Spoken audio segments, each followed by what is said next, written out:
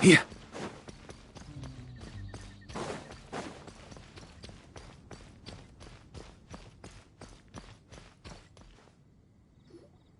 So, this is where we'll be getting those wood chips struck by knights, huh?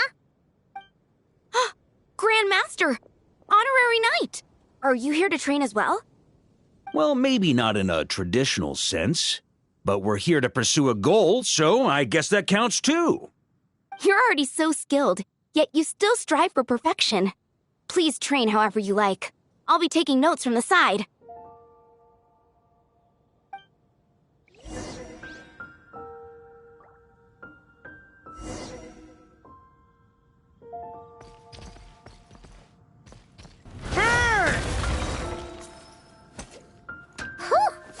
Paimon had no idea the Knights of Favonius had training dummies this huge! My father made this a special collector's edition. I'm sure it'll prove worthy of your skills.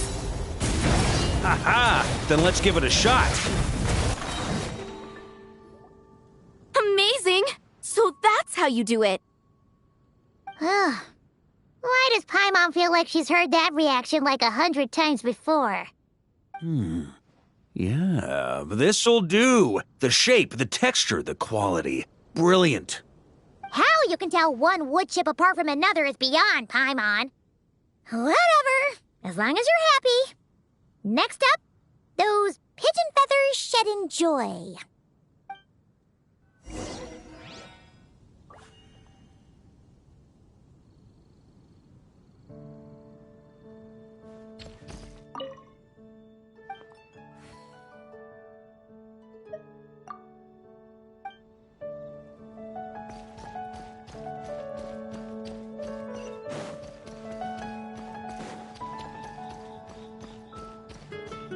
Huh?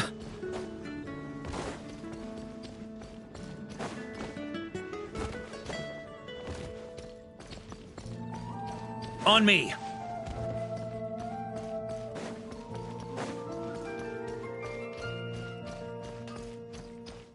Here. Huh?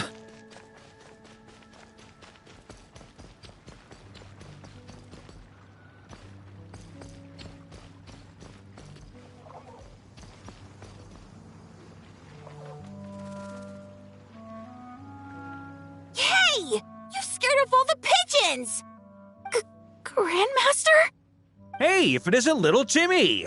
Grown up quite a bit, haven't you? Been eating well? Yes, sir! I always remember what you told me.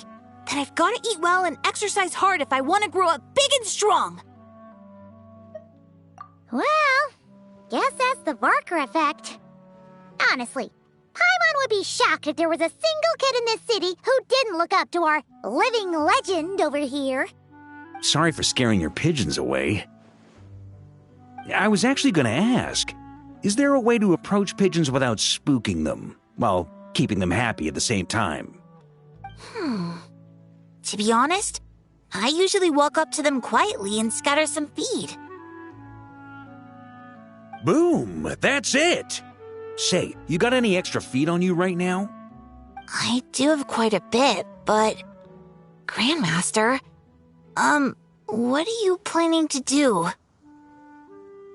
Don't worry, little man. We just need to borrow a feather or two. You have my word. All right then, no problem. And thank you, Grandmaster.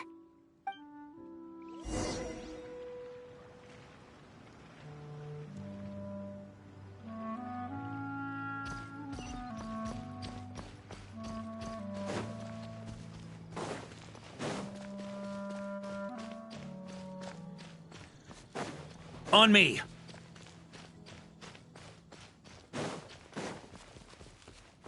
Here.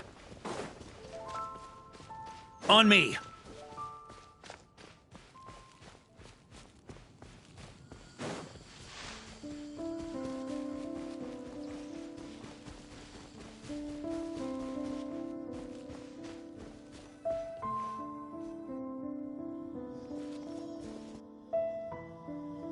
Looks like we've got ourselves some pigeon tracks. Let's wait here. When they appear, walk up to them quietly and scatter the feed. But make sure not to hurt them. Ready?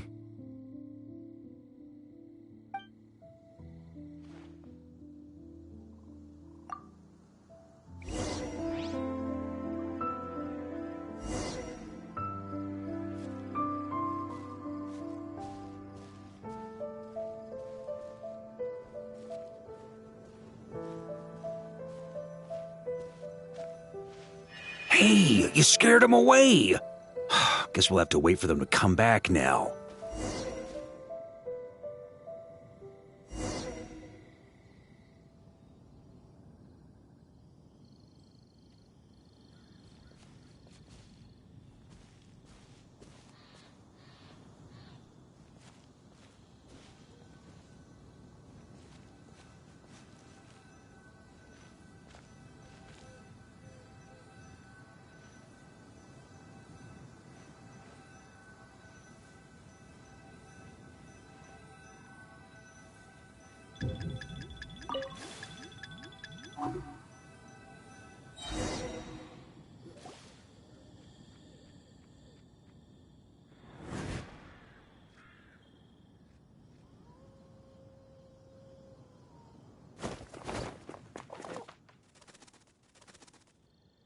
Got 'em!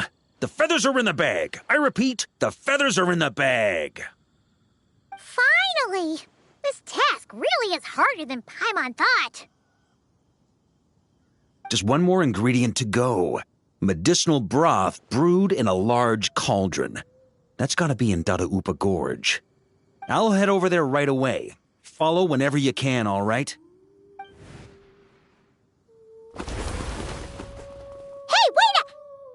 Jeez, talk about excited. That guy just took off faster than a flock of flustered pigeons.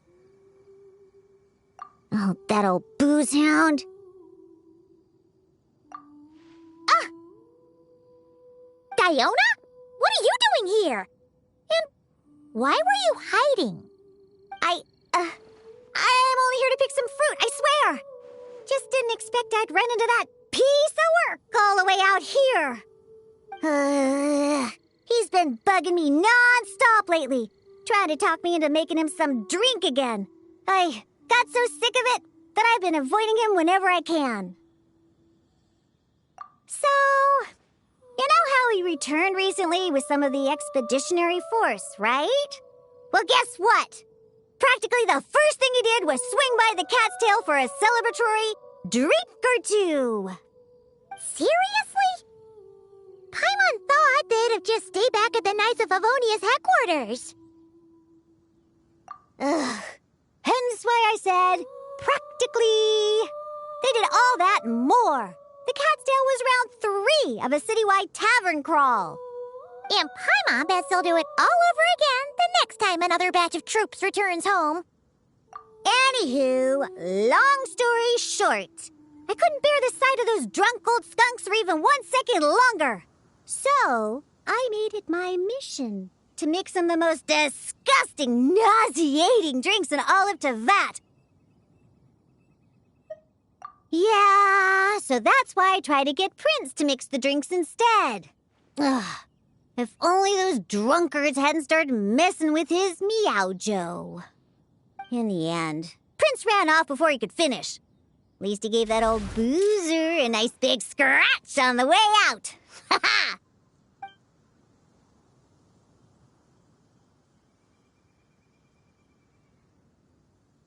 There I was, venturing into a deep, dark domain, battling some of the fiercest, most vicious monsters I've ever seen.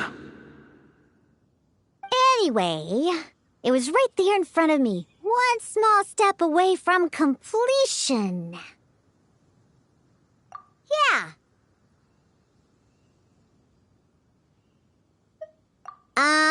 Some wood chips I noticed on the knight's clothes, some pigeon feathers I picked up in the forest. Oh, and some of the hilly churl herbal soup I was planning to turn into a remedy for sobering up. Wait a sec. You said this all happened not long after Varka first got back, right? That must mean... Uh-oh. This could be bad. We've got to go stop him before it's too late!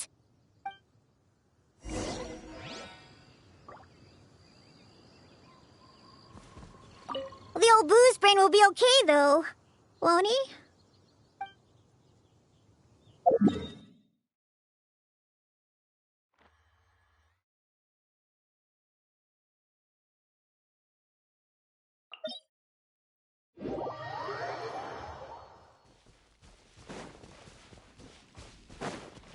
Here.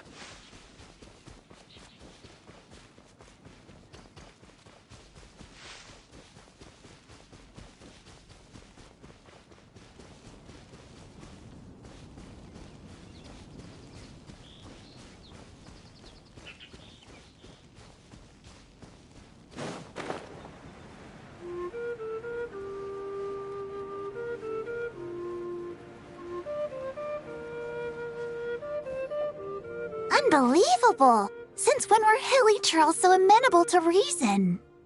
Ella! You haven't seen Varka around here, have you? As a matter of fact, yes I have.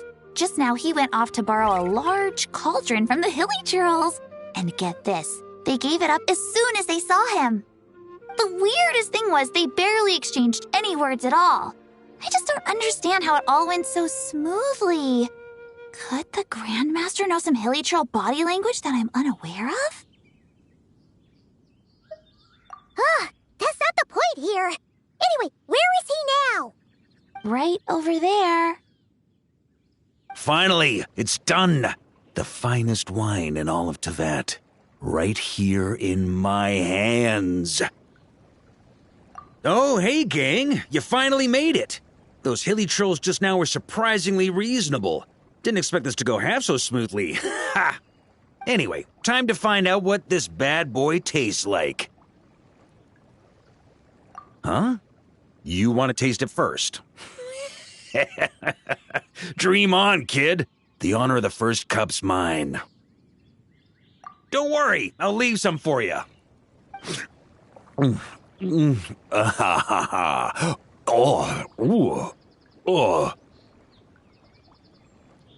Hold up. Oh, why do I feel so bad?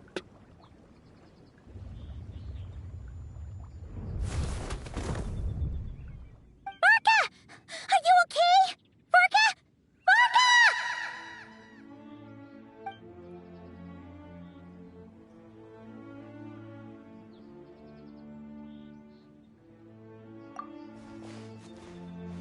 Come on! You didn't defeat a god just to bite the dust here! For a moment there, I could have sworn I saw all the previous Knights of Berea standing right here in front of me.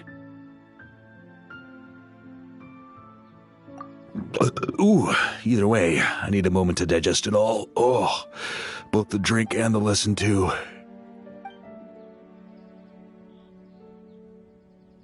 Aha.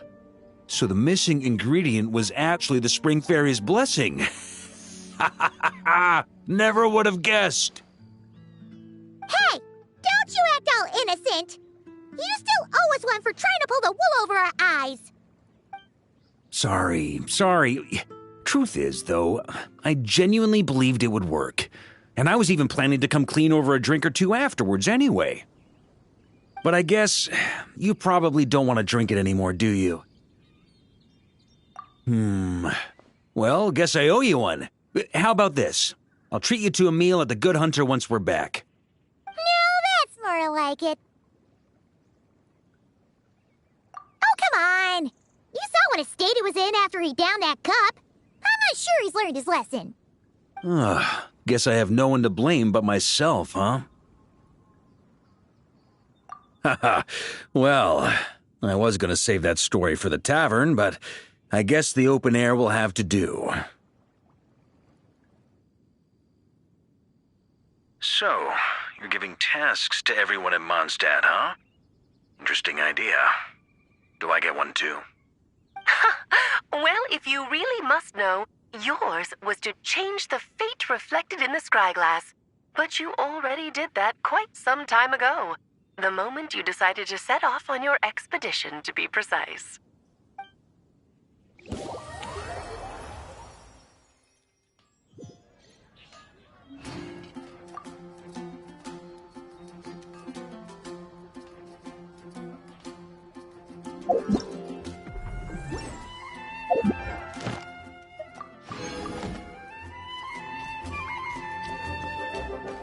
Ad Astra. Thank you for Ad Astra.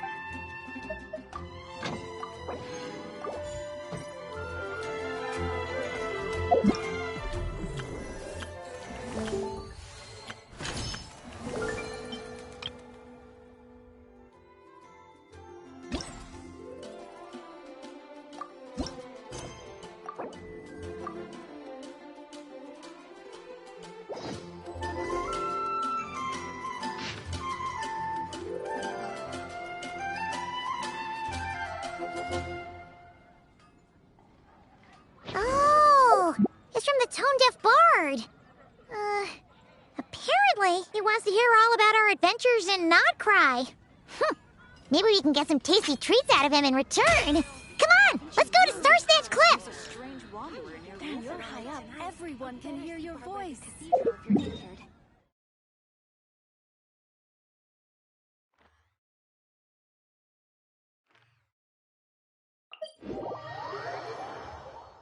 On me.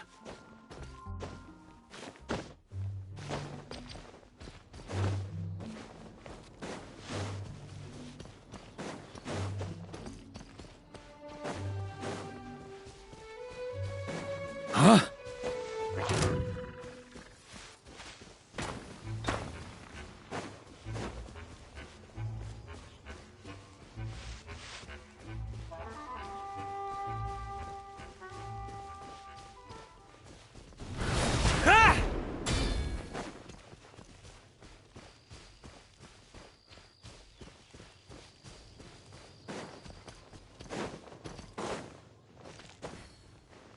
Yeah.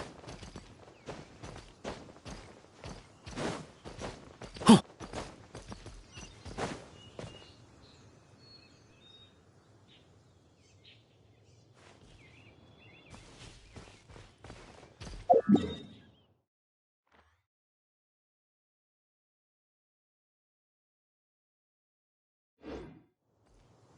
Oh. On me.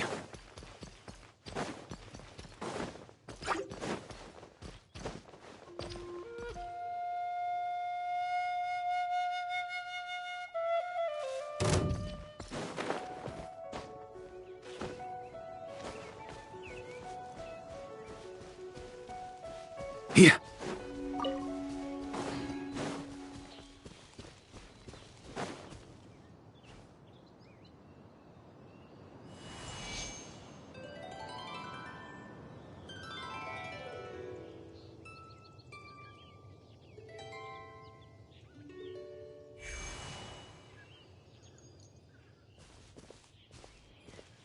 Welcome back, old friend. And how should I be addressing you these days? The honorary knight of Mondstat? The Tumaini of Natlan? Or the great hero of Nod Krai? Well, you sure have your finger on the pulse. We've barely caught our breath since Nod Krai, but it sounds like you've already heard about what went down. News travels fast on the wind. But before I can turn your tales into tunes, I need to hear them from the horse's mouth. My wine and my lyre are at the ready. So please, traveler, take a seat and tell me your tale. Amazing! Incredible! The Rapier of Solnari and the Doctor? Truly a tale for the ages! So, I'm guessing the Wild Hunt is a thing of the past now that you've defeated the Rapier of Solnari? Seems that way. We were kind of focused on dealing with the Doctor, though. Well, that's good to hear. Hey, now that the Northern Abyss calamity is finally resolved, Varka must be getting ready for the triumphant return of his expedition, right? I haven't seen him in the longest time. He must have so many stories to share. Hooray! Paimon was wondering about that, too. He did call you Barbados. But weren't you still fast asleep back when he was in Mondstat? Let's call it half asleep. I was resting my eyes in the Thousand Winds Temple one day when I heard a commotion outside.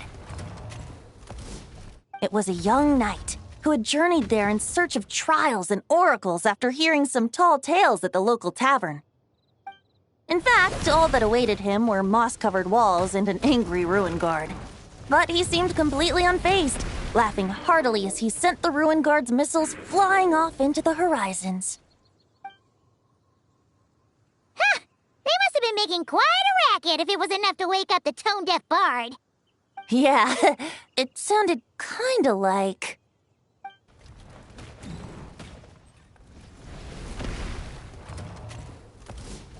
Hey! Is that all you've got? Oh, bring it on! like that.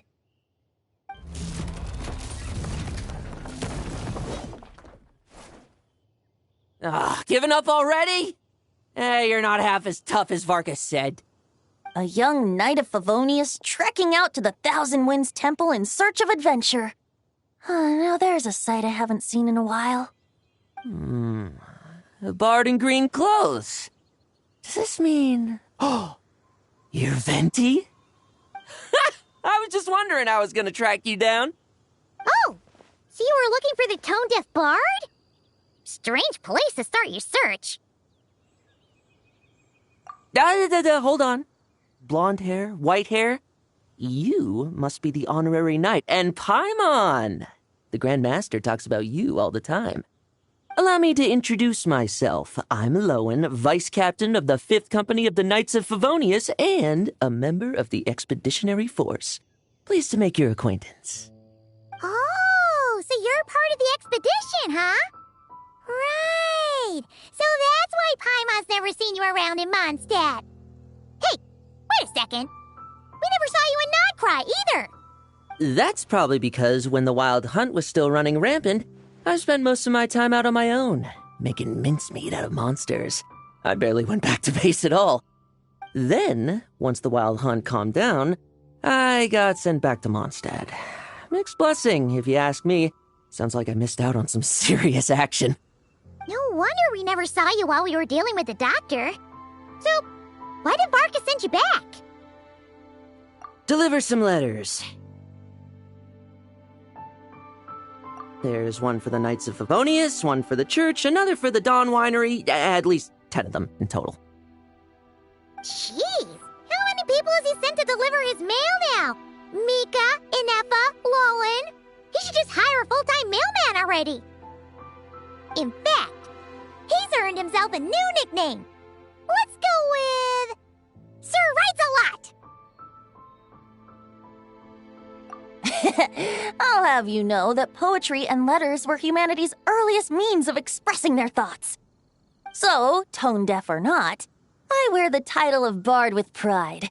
And I consider Sir Writes-A-Lot to be quite a compliment. Wait, really? Darn it! Maybe Paimon should come up with some harder-hitting nicknames for these two. Anyway, since this young man has come all the way to the Thousand Winds Temple looking for me, I assume he must have a letter for me too. Am I right? You sure are, to use the Grand Master's own words. This one is for the bard in green clothes. These days, I think he goes by Venti. Doesn't really have an address as such. You could start by asking around in Mondstat, or maybe try your luck at the Thousand Winds Temple. I figured that since there was this punching bag here, ruin guard, I could get some practice in while I was at it. So, I came right here the second I got back to Mondstadt. That Varka is so slapdash sometimes. It's a good thing we happen to be nearby. Oh, he also said to remind you to write back.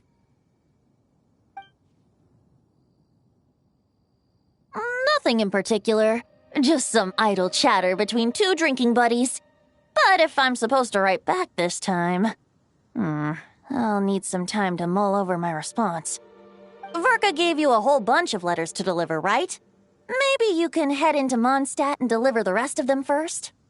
My thoughts exactly, assuming I can find the way. Hopefully the roads haven't changed too much since the pre-expedition days. Well, why don't we have Mondstat's honorary knight escort this homeward-bound wanderer to the city? I'm sure some of the recipients of Varka's letters will turn out to be old friends of yours, too. Let's go! It's been a while since Paimon's done any guide work. Thank you so much, honorary knight. And you, Miss Guide.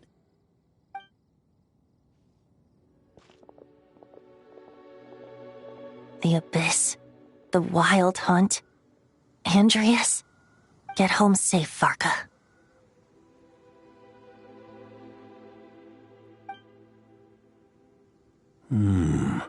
Why do my ears feel so hot all of a sudden? Is someone talking about me?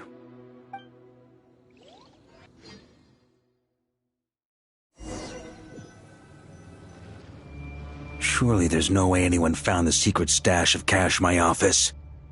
That would be terrible.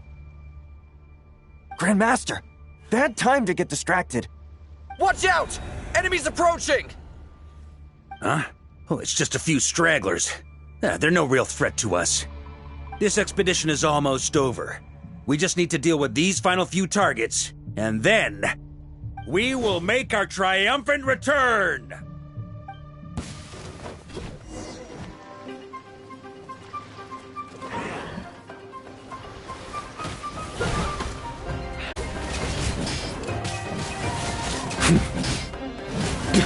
On me!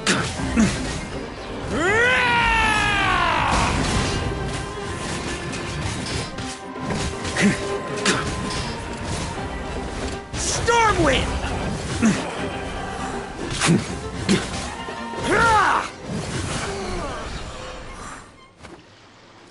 Without the Rapier of Solnari to direct them, it seems like all that's left is their primal urge to destroy. If this is all that the Wild Hunt can muster now, surely the Lightkeepers of Nod Krai will be able to deal with what's left. Just like I thought. What we should be wary of now is... Grandmaster, based on Lightkeeper intel and our own reconnaissance, one of the suspected targets should be just up ahead. Good. You know the drill. Stay here and stand guard. Leave the rest to me. Yes, Grandmaster!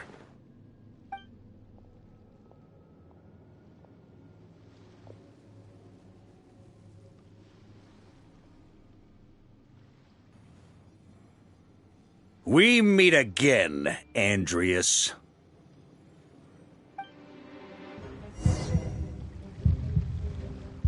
So, you've returned from Mondstat. Don't you want to see what it looks like now?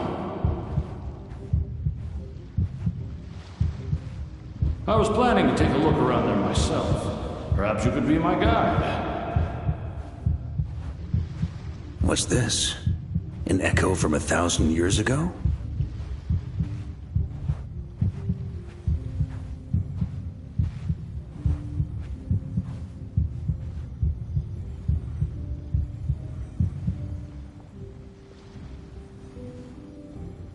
Everything seems normal so far. Here's hoping I'm just overthinking things. There are 2 other places to check. Maybe this will all go smoothly after all. It's your turn, my friend. Come, Andreas!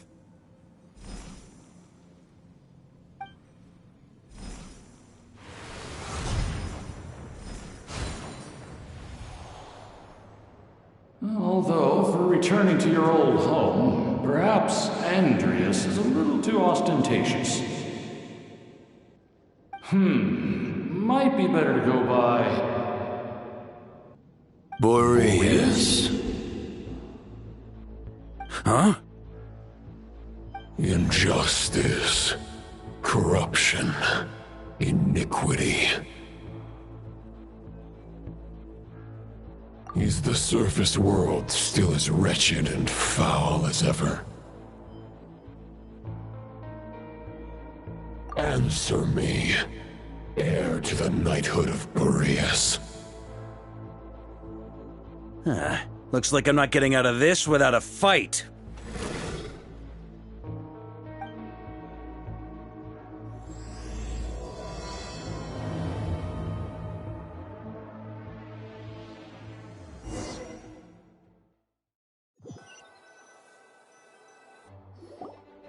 That's where things stand with the expedition.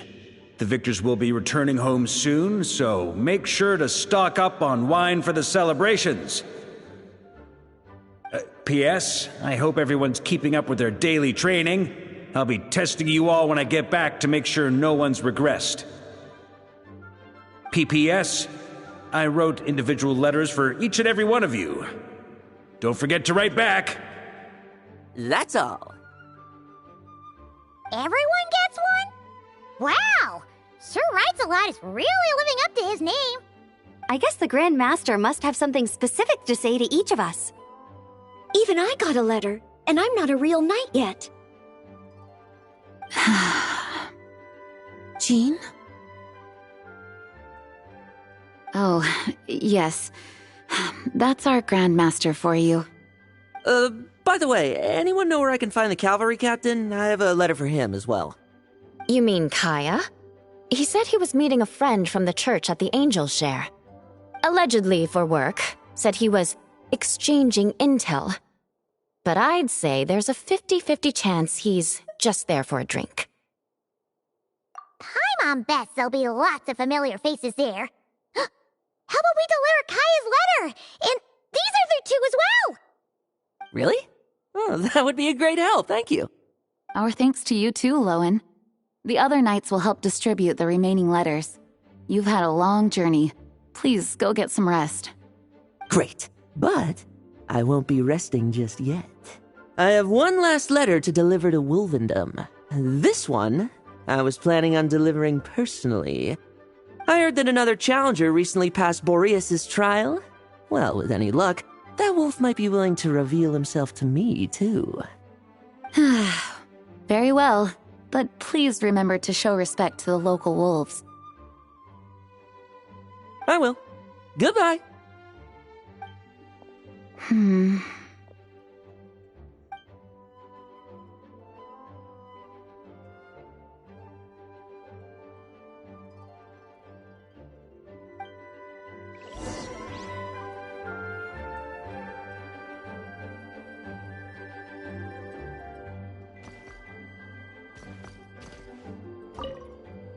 Grandmaster offered lots of advice in his letter regarding my recent assessments.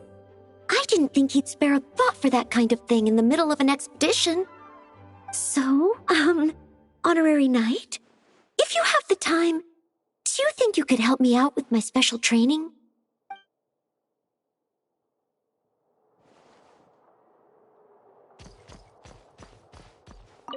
He wants to test me to see if my skills have regressed? I still haven't forgotten how he went easy on me last time. I'm assuming you must have seen him going all out before. When the time comes, you'd better keep an eye on him for me.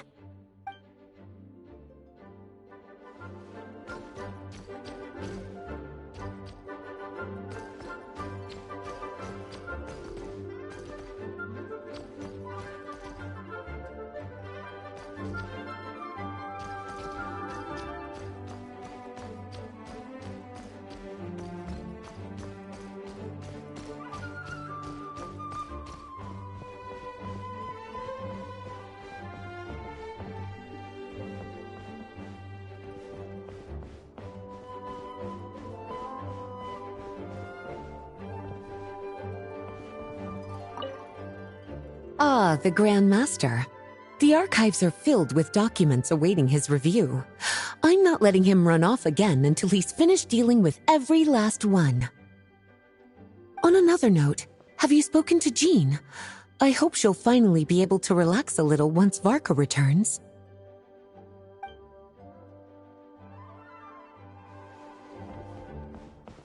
Please be quiet within the premises and refrain from making a racket.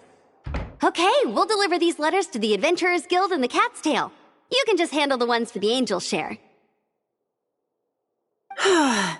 The expedition is finally wrapping up. Oh, I hope the maps I made on our way there are good enough to get them safely home.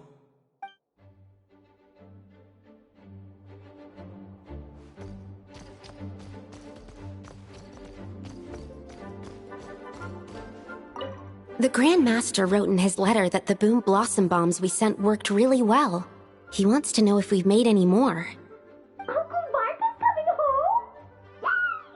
I can't wait to go outside and play with him!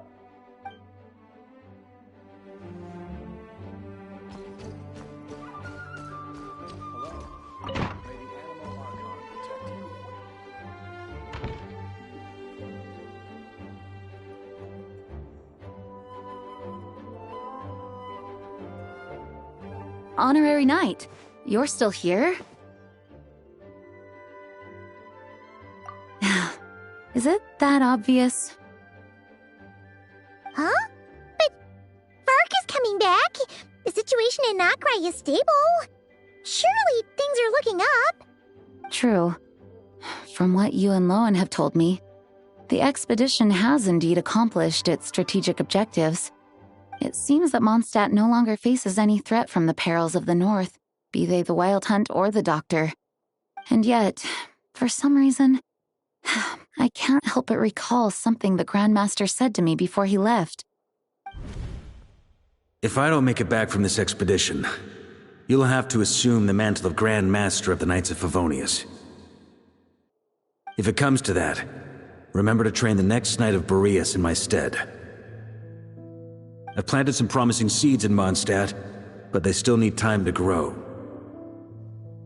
Some have yet to master the art of social interaction. Some don't yet understand that they too need protecting. And some, well, some might not even want to be a knight yet. What's wrong? Well, there's no need to frown. I'm going on an expedition, not marching to my death. This is all just a contingency plan in the event that I'm unable to return. Until I return, I leave them in your care. The lineage of the Knights of Boreas has nearly been extinguished twice in Mondstat's history. The first wandering knight to claim the title arrived in Mondstat 1,000 years ago, along with his wolf companion. He was as free as the wind. He left no succession plan behind. Even his name was lost to history. The title of Boreas could have disappeared from Mondstat just as he did. But he had an informal disciple, a knight named Ravenwood, who admired the Knight of Boreas greatly. Ravenwood's valor and swordsmanship earned him the wolf spirit's recognition. When the old aristocracy tried to regain power, Ravenwood came once more to Mondstat's defense. From then on, the title of Knight of Boreas was passed down from generation to generation within the Knights of Favonius. Wolf spirit? You mean that big blue wolf in Wolfenden? Correct. As you may already know, the Wolf of the North is the surviving spirit of an ancient god, and the Knight of Boreas serves as an intermediary between him and humanity. Lupus Boreas, who had never known what it meant to love, came to understand it through the journey with his human companion. In the end, he chose to allow his power to become one with the land. This was once a well-known tale in Mondstat, but these days, few people are aware that the starting point of the Wolf King's journey was not Mondstadt, but Nod Krai. Huh? The great Wolf King of the North came here from Nod Krai. Although he doesn't like to speak of his past. In fact, he rarely shows himself to people at all nowadays. As such, this tale can only be found deep within the Knights of Favonius library. Even among the Knights of Favonius, few are aware of it. The Grand Master didn't disclose any concrete objectives before departing on his expedition. I couldn't help but wonder whether it might somehow be related to Nod Krai's Wolf of the North. I kept my speculations to myself, however. Sharing them would only spread unwarranted suspicion toward the Four Winds among the people of Mondstat. You experienced the turmoil caused by Duval and the East Wind's actions for yourself. Surely you can understand my concern? No wonder Varka wasn't clear about his motives. Is that what he was worried about? Very possibly. He was probably also reserving judgment. Having heard about your experiences in Nod Krai, I now suspect that the Grand Master hadn't yet ascertained the true identity of our enemy at that time. And as it turns out, the Calamity born in the north wasn't an ancient god, but rather the Wild Hunt and the Doctor. I guess we were both jumping to conclusions. Yes, I completely agree. The tide can turn rapidly in times of battle. It's a leader's responsibility to prepare for every possible contingency. Even if his contingency plan never needs to be put into action, I'm sure the Grand Master is relieved to know that it's in place.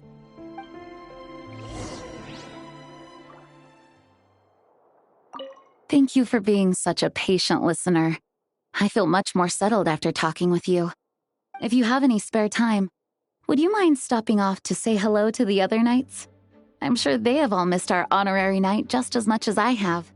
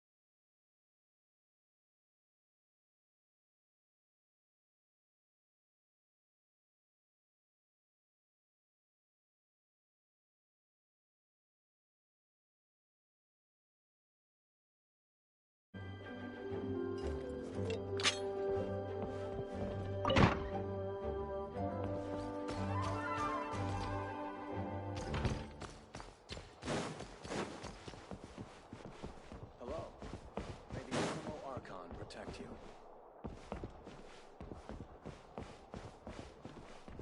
Please be quiet within the premises and refrain from making a racket.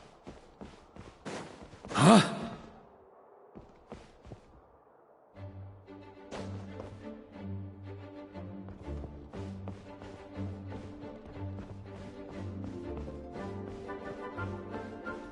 Hello. May the animal archon. That turned into a pretty long conversation, huh? We should probably go deliver those letters to the angel share now.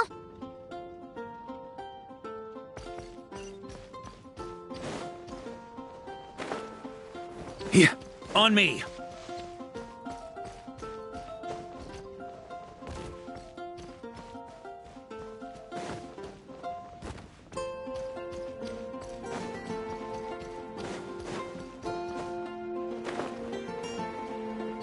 Yeah, on me.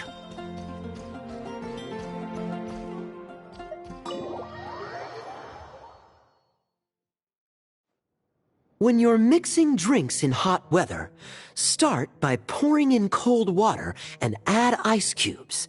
Then drain out the water before adding the other ingredients. How's that for a secret recipe? Maybe it's worth a little intel in return. Please. I've known that little trick for a good 10 years at least. You'll have to offer something a little more substantial if you're serious about trading. I know there's no one else in the tavern right now, but do you two really need to talk so loudly? Especially if you're supposed to be exchanging confidential information. Hiya! Rosaria! D-Luke! Paimon knew we'd find you here. Looks like it's about to get even noisier. A little liveliness never killed anyone. Traveler, Paimon, what brings you our way?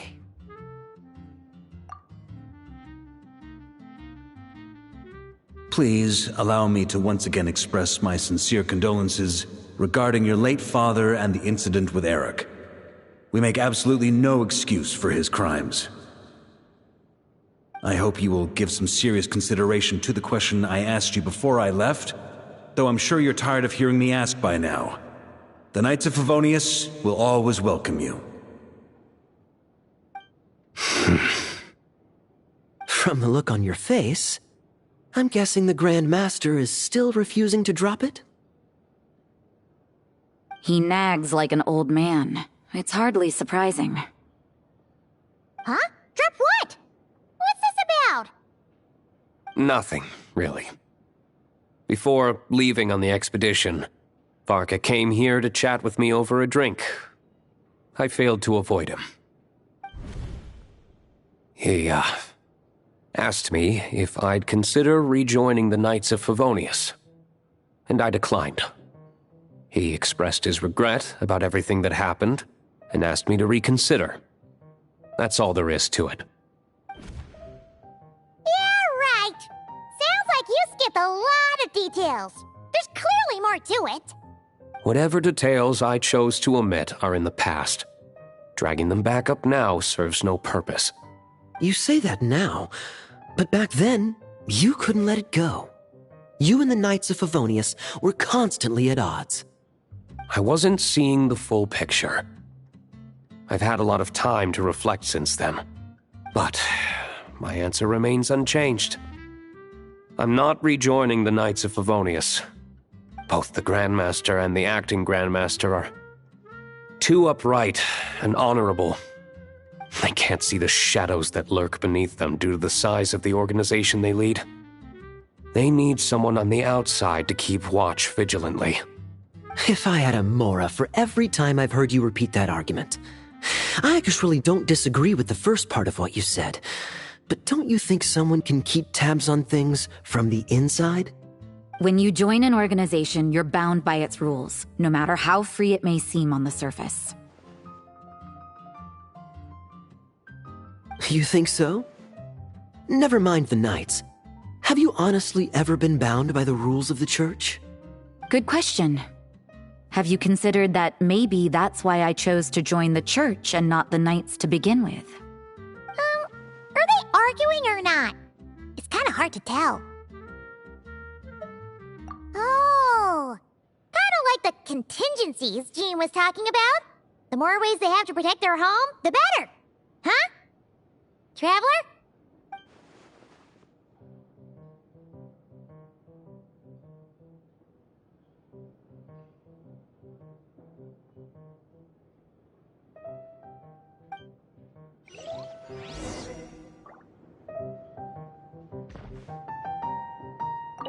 What should I report back to the Grand Master on? Let me think. Public order inside the city? Monster activity in the wild? Oh, and a review of the latest vintages. I think I'll leave it at that.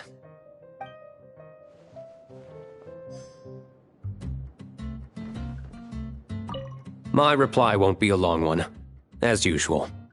I'm sure Varka won't be surprised.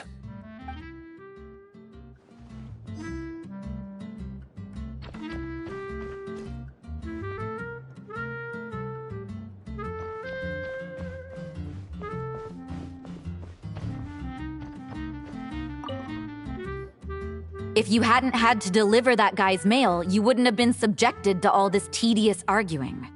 When I write back, I'll tell him to quit making trouble for other people. It's no trouble.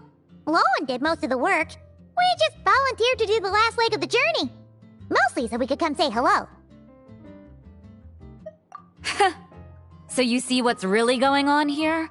All three of us fell for that old rascal's scheme far too readily. Huh? Scheme? What do you mean?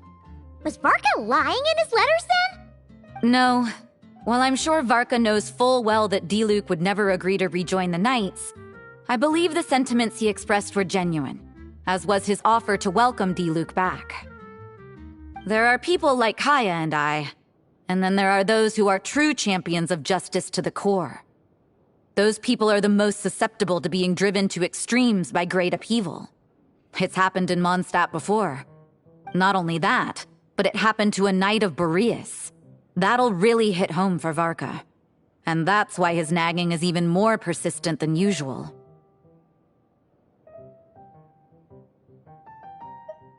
Yeah. So no one's told you this before? The lineage of the Knights of Boreas had nearly been extinguished twice in history. The first was at its inception. The second was the case I was alluding to. Oh! Wasn't Jean telling us about this? Wait, and then we got caught up talking about the expedition, and we never got around to the second time. I happened to hear about it from Varka once when he was drinking and started yammering on. The second crisis in the Knights of Boreas lineage. It was 500 years ago. Although the Knights of Boreas are meant to be intermediaries between humans and wolves, in practice, very few of them have been truly recognized by Lupus Boreas over the past millennium.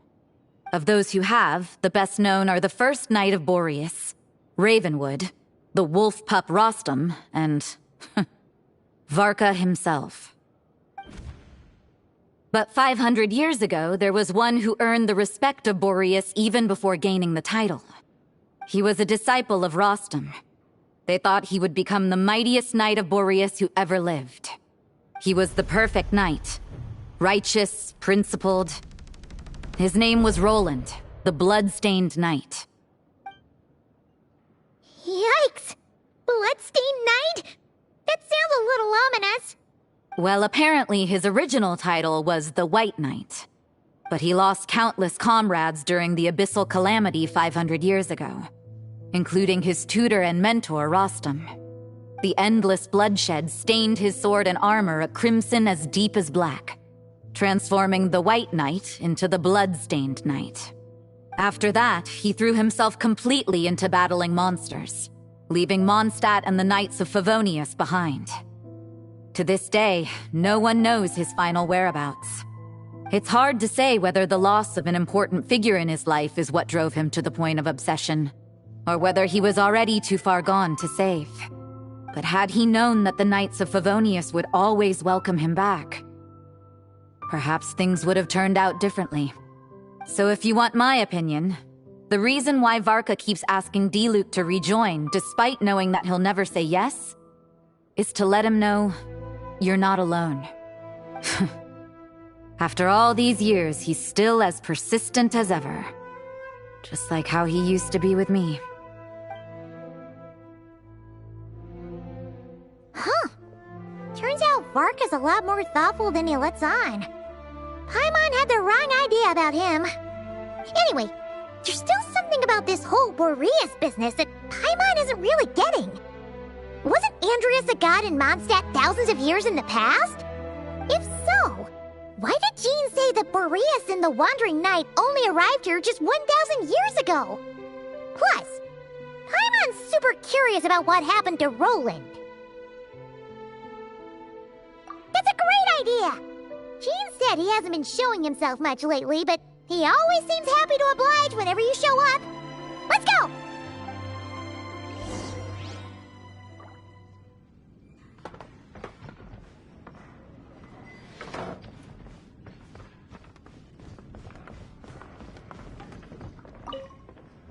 Let me guess. You're heading to Wolvendom next?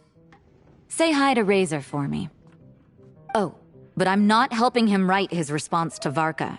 He needs to learn to be independent.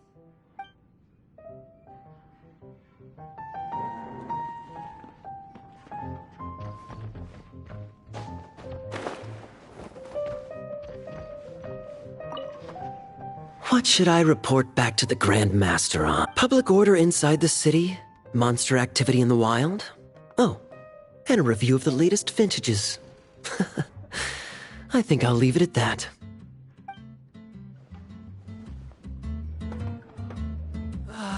Even if you are a close friend, an adventure. I need to learn to handle my booze better.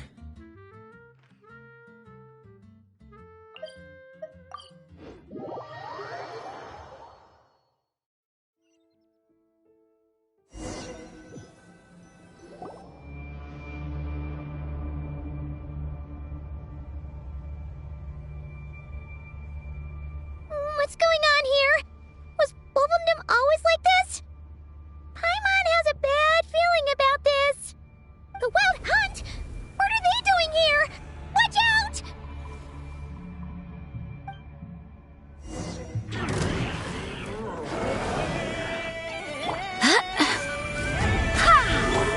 Leave it to me! Decay! Fate is upon you. Burn! Thunder! Ugh. Look after Mondstat for me. Turning point in... Delve into destiny.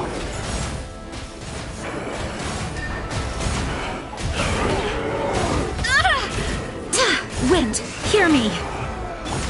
Burn!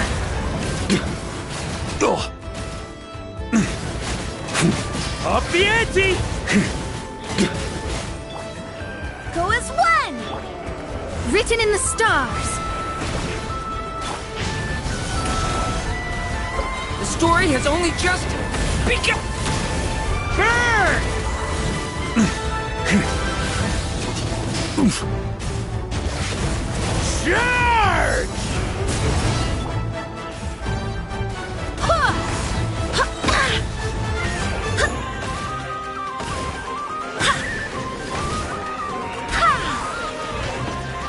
Barbados, guide us. Let me scribe. The story has only just begun! Burn! Up the ante!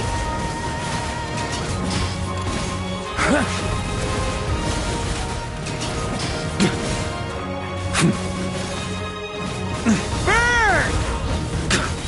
Maria sweeping in!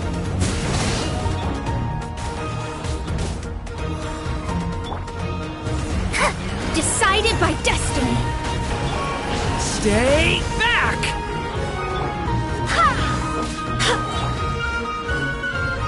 A worthy adversary. I swear by my sword. A turning point in...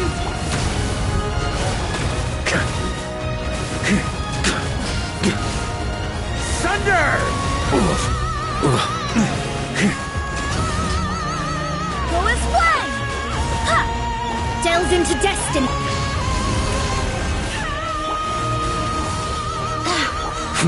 Charge!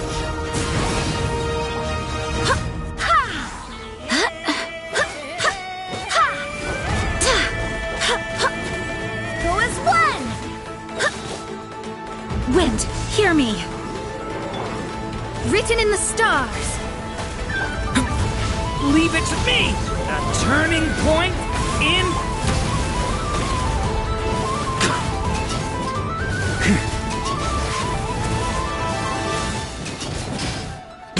Huh? Thunder! Turns out I can die. Shadows of fate.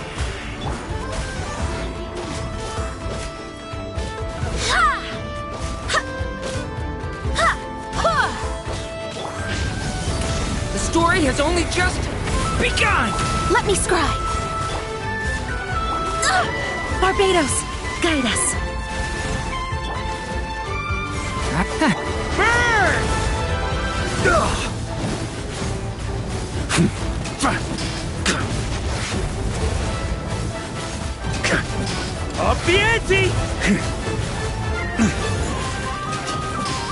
Burn!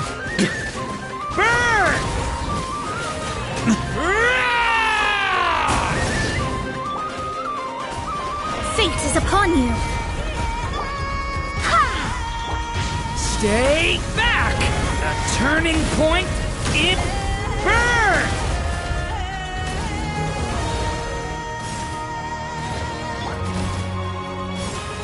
Go as one! I swear by my sword. Delve into destiny. Stay back! A turning point in... Go as one!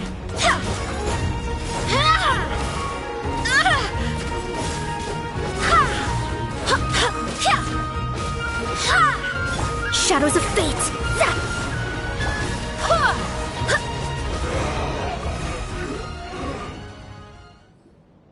Oh, are you all right? Oh no! What now? It better not be more wild hunt monsters!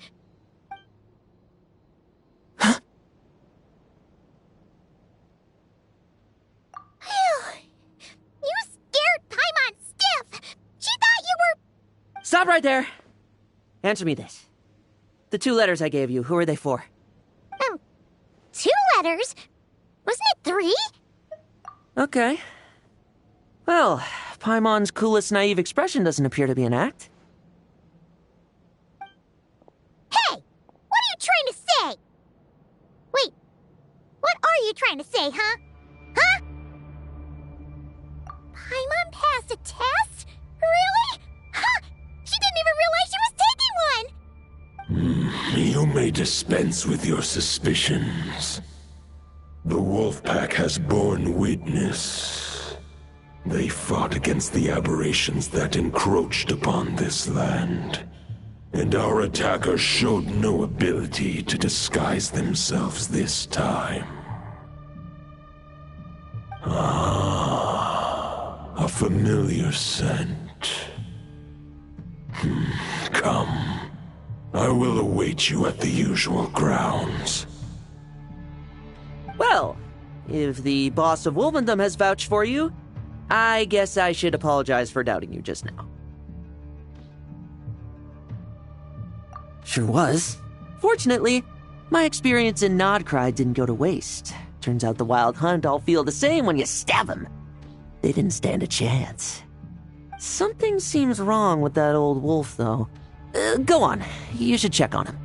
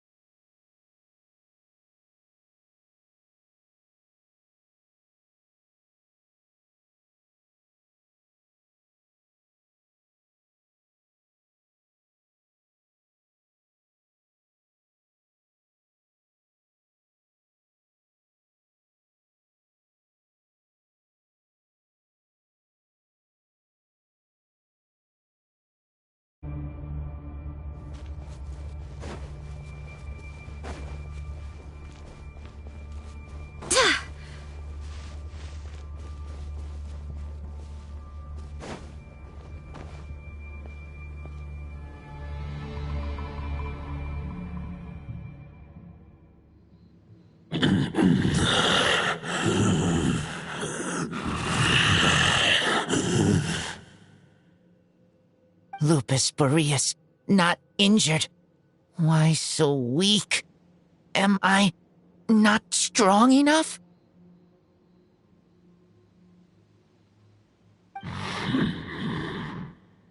You are not to blame. With your Iron Claw, you successfully blocked their attacks. However, their assault went beyond the mere physical world. They followed my trail from the distant north across the ley lines. They sought to corrupt the territory I protect. But I shall not let them succeed without a fight. We meet again, human Lupical. So, are you saying that the wild hunt we just got attacked by came all the way from Nod Krai to Mondstat? How is that even possible? As you know, I stand before you as an incomplete being. I am but one remnant of the god Andrias' soul. The source of this turmoil. I can sense it. It lies in the north. It is the part of me that remains in Nod Krai, from whence I came. Huh? Now Paimon's even more confused. How can you be in two places at once?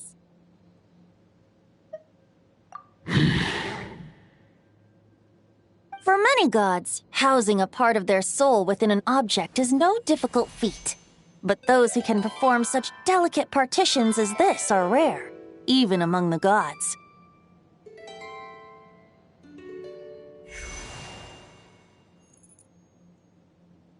The Wolf King, Andrias, was particularly adept in this art. Otherwise, no remnants of his soul would have survived till the present day. Huh? The bard's back? Tone Deaf Bard?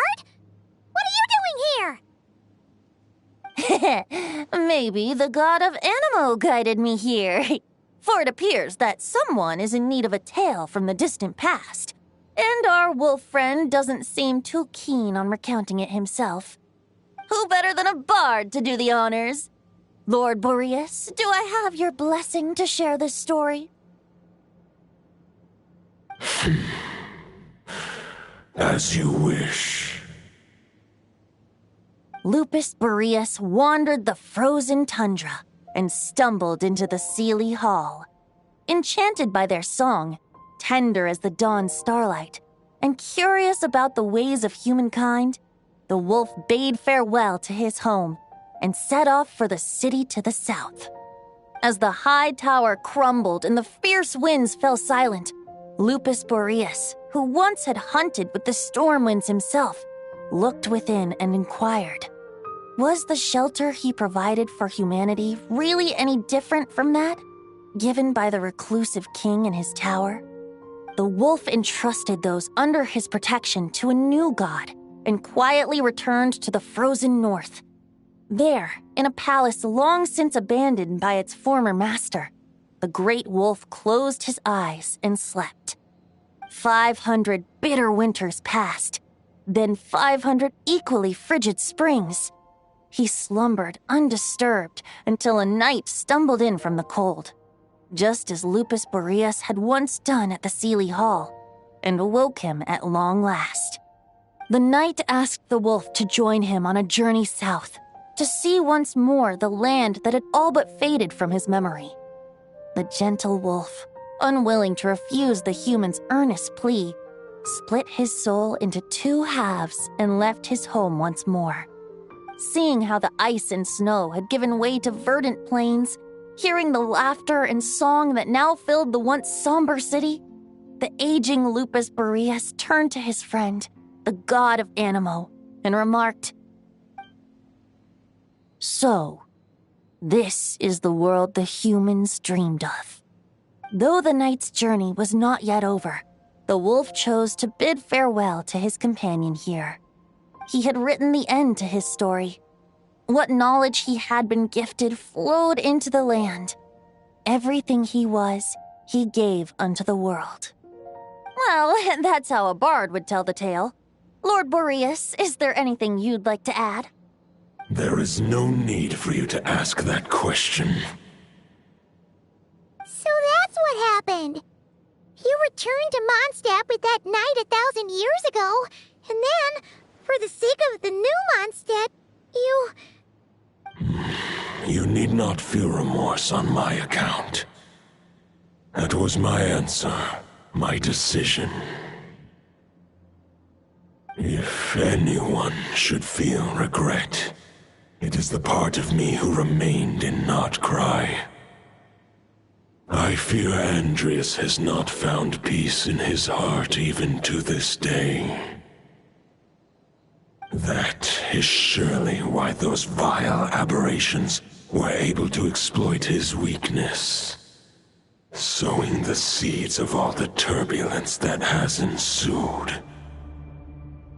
But we followed Boreas' trail in Nod Krai. We investigated and discovered no signs of instability.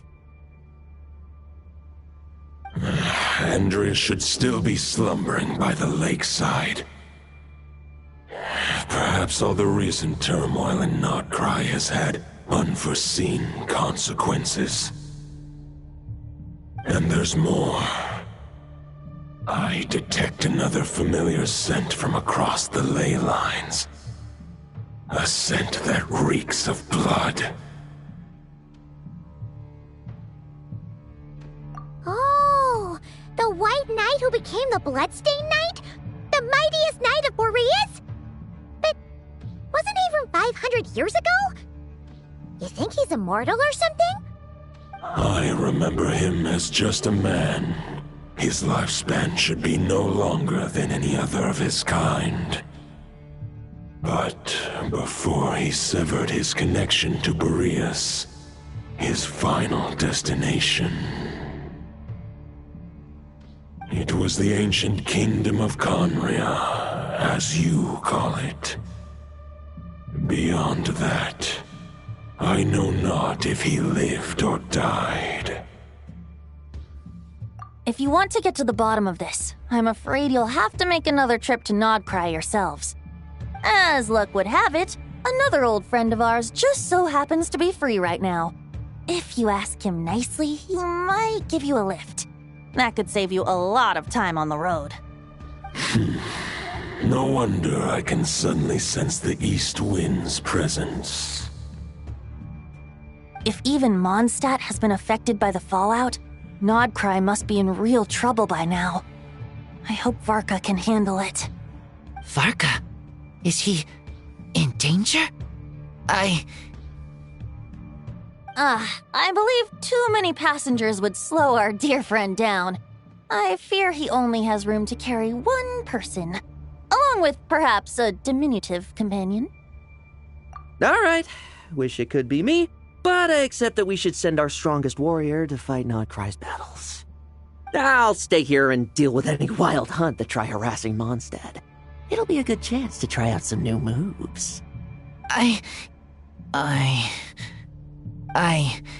stay in Mondstadt too. With Traveler's help, Varka will be safe. Razor, give me your iron claw.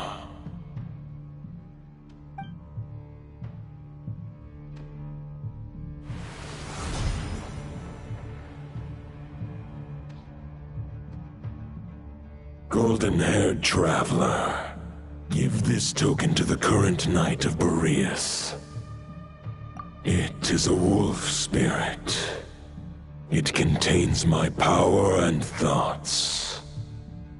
Though I have given him a piece before, this should bring him new strength. The Dominator of Wolves once bestowed the power of his soul upon his pack, strengthening their hearts and sharpening their claws and fangs. But human hearts and flesh cannot bear the soul of a wolf directly. It would be akin to forcefully merging a human and a wolf into one being. They would descend into chaos. To prevent the entanglement of souls, the most I can do is temporarily house my power and thoughts within claws and fangs wrought of steel. Although, truth be told, that knight does not lack for power. What he needs more is the thoughts within. But I shall leave this for him to explain. The Great Wolf King of the North remains strong for now.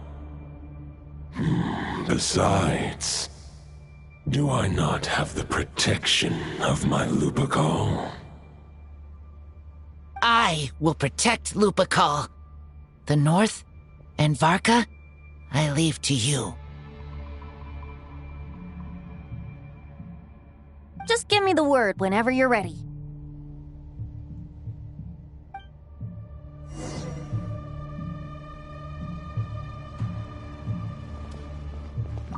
I can read Varka's letter. I will try my best to write a reply. A wolf's claws make poor instruments for writing human words. But that token will suffice to convey my thoughts.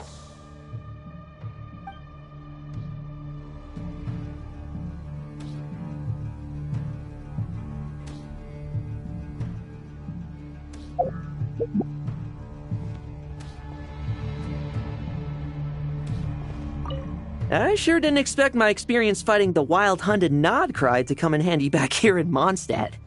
Almost makes me wonder if this was the reason I was sent back. Also, how come that bard knows so much, and what was he doing at the Thousand Winds Temple? Well, whatever. I don't really care. As long as I get to do some fighting.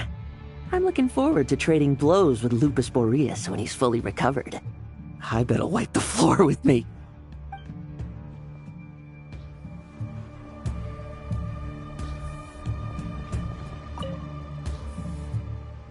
Any questions before you set off? Better ask now. You'll probably have to hit the ground running when you get to Nod Krai. The root of this turmoil lies with the remnant soul that Andreas, dominator of wolves and god of the North Wind, left in Nod Krai. He once left Nod Krai and braved the blizzards to confront the god of storms and claim the right to rule. Yet even as the tower fell, he chose to abandon his claim. Instead, he returned to the north and slumbered for 1,000 years before finally journeying back, under the name of Boreas, with the first knight of Boreas to witness the new face of Mondstat. When the wolf spirit could no longer maintain his physical form, Boreas chose to pour his power into the ley lines. With that, he became the North Wind of Mondstat, as he is still known to this day. Any questions before you set off? Better ask now. You'll probably have to hit the ground running when you get to Nod Krai. 500 years ago, Roland seemed destined to become the mightiest knight of Boreas ever to have lived. But he was too pure of heart. He believed firmly in his own ideals of chivalry, vowing to eliminate all injustice from the world. But the world had never been perfect and pure, nor would it ever be. Neither his mentor, the wolf pup Rostam, nor the Grand Master, known as the Lion of Light, could persuade him to temper his obsession. But what was the scent that reeks of blood that Lupus Boreas sensed? And what is its connection to Conria and the Abyss? Perhaps you will uncover the truth in Nod Krai. Any questions before you set off? Better ask now. You'll probably have to hit the ground running when you get to Nod Krai. The soul of a wolf is as unyielding as ice, and Andreas is a master of molding and shaping it. His people once drew great strength and wisdom from the wolf spirit. But human hearts and flesh cannot contain the soul of a god. Attempting to place the wolf spirit in a human vessel would slowly devour their sense of self, even if Lupus Boreas did not intend for that to happen. That's why Lupus Boreas developed the technique of imbuing weapons with his soul.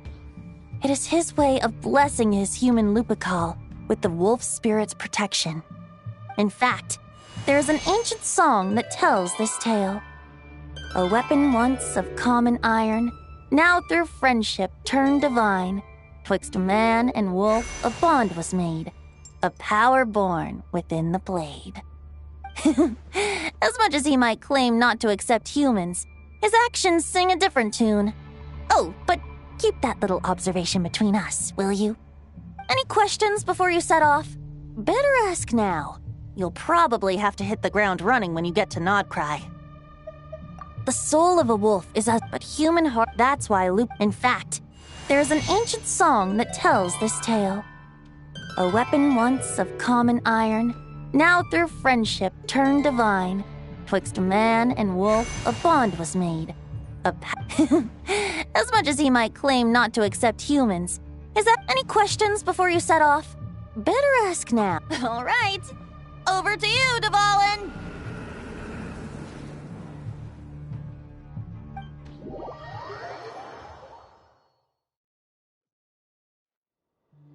The Knight of Boreas awaits below. We must part ways here. Barbatos and I have other plans. We will meet you again later. All right. Hey, wait. How are we getting down?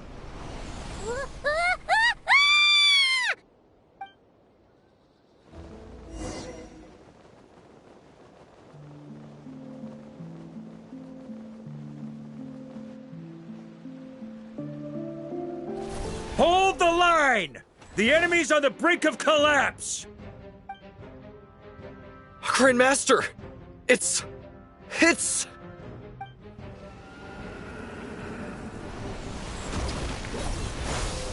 Haha! Reinforcements! It's about time! And Paimon too! We're just about hanging in there. Most of their grunts are taken care of now. Their leader's gonna have to make a decision soon. Fight or flight? What will it be, mightiest Knight of Boreas?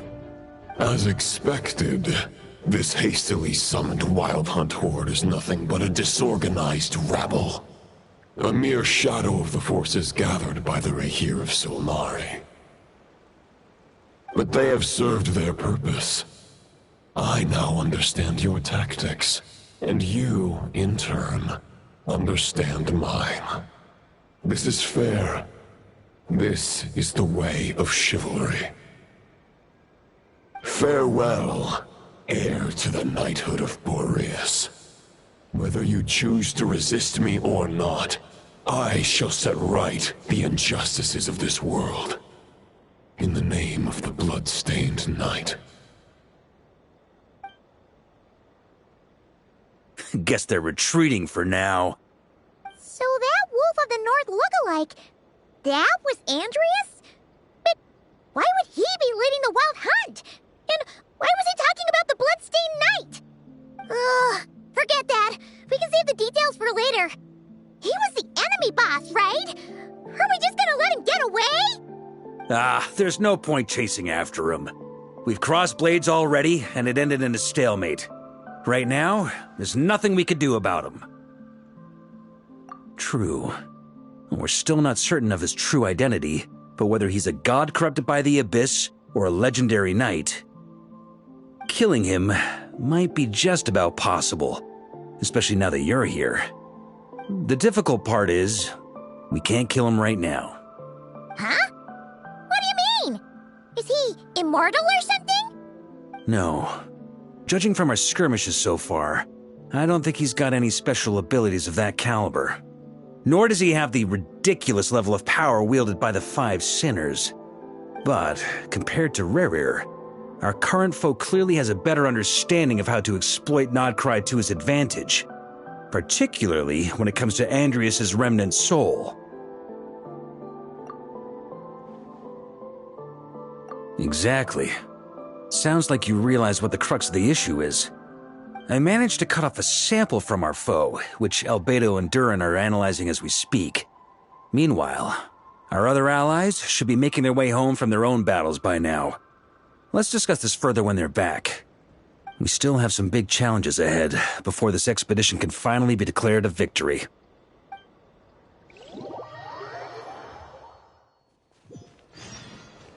The meeting's probably gonna be in the biggest tent, right? Looks like a bunch of people are there already. Why don't we go chat with them?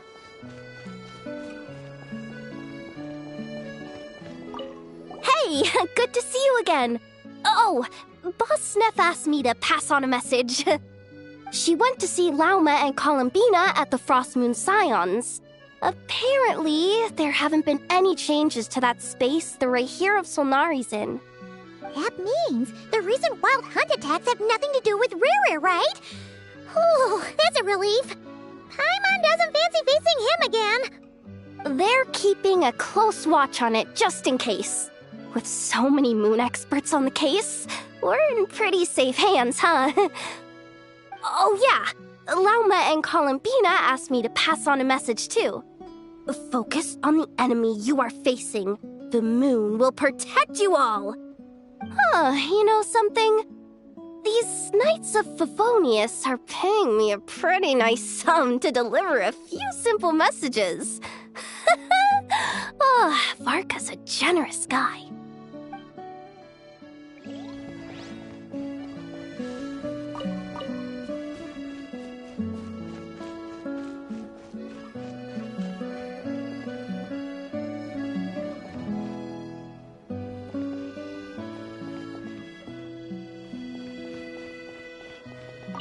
Short distance propulsion module on cooldown. 15 minutes until next departure. Switching to chat mode. Hello there, Paimon, Traveler. Varka placed a sizable order with the Clink Clink Krumkake craft shop. Aino is hard at work producing the strategic reserve, while I am handling the deliveries. Secondly, I am also here to attend the meeting in her place.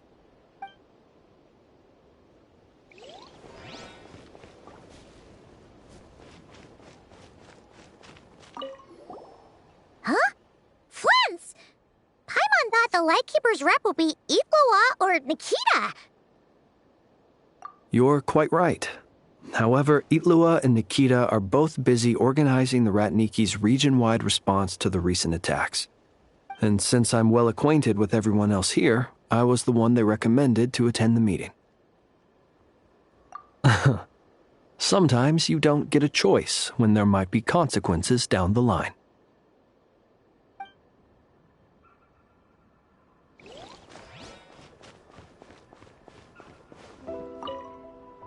Hey, Honorary Knight. Looks like pretty much everyone's here. Oh, Beto and Durin are just wrapping up their analysis. You want to wait for them here? Great. While we're waiting, could you update me on the situation in Mondstat?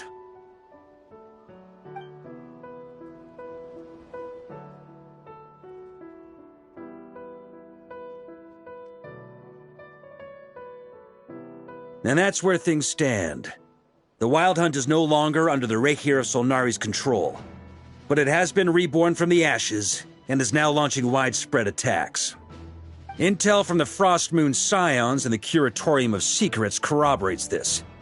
No disturbances have been detected in the space where Riri resides. What we are facing here is a completely new foe. Summarizing current situation. To confirm, the present leader of the Wild Hunt is the creature resembling a wolf. Andrius, god of the North Wind. More precisely, it's the external will that has seized control of Andrius' spirit, namely Roland, the Bloodstained Knight. Whoa. Hold on. I'm completely lost. Isn't Roland some Mondstatter from like 500 years ago? How'd he suddenly get wrapped up with a god from 1,000 years in the past and the present-day Wild Hunt? Allow us to explain that part. Are you familiar with compensation mechanisms? When an organism sustains damage, relevant tissues will undergo changes to offset the loss of function. For example, when one kidney is damaged, the other will be strengthened to compensate. Or, when a main artery is blocked, the collateral vessels become more active.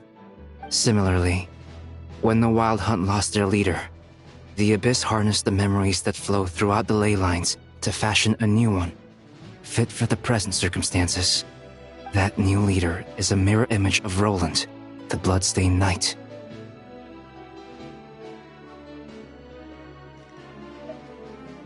Right.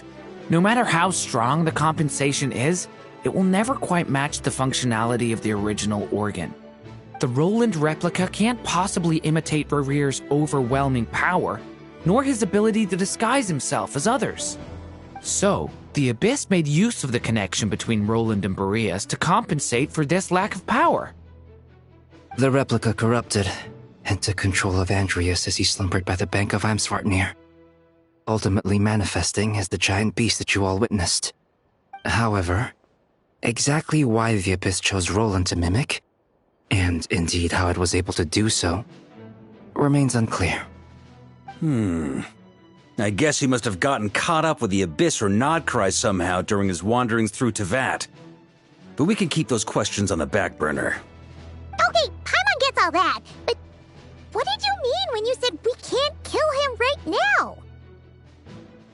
We can't kill him right now because a dead god may prove more dangerous than a living one. From intelligence gathered during the expedition, we have reason to believe that the power released when a god is felled can have catastrophic consequences for us mortals.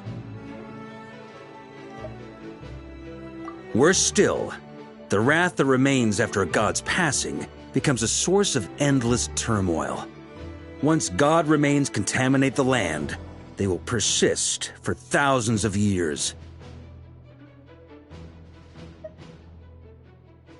This land has already been ravaged by the Wild Hunt. If we add god remains to the mix, it'd be like adding salt to an open wound, placing everyone who lives here in perilous danger. Query. While I can indeed find records of disasters caused by god remains in my database, there also appear to be cases of gods dying naturally with no ill effects. In that land, the passing of the Pyro-Archon's flame is a common occurrence throughout history, and even the part of Andreas who remains in Mondstat has experienced death once before, has he not? Great question. Glad you asked. Honorary Knight, you said Lupus Boreas gave you a token to pass on to me? Please, present it now. It should help explain things faster.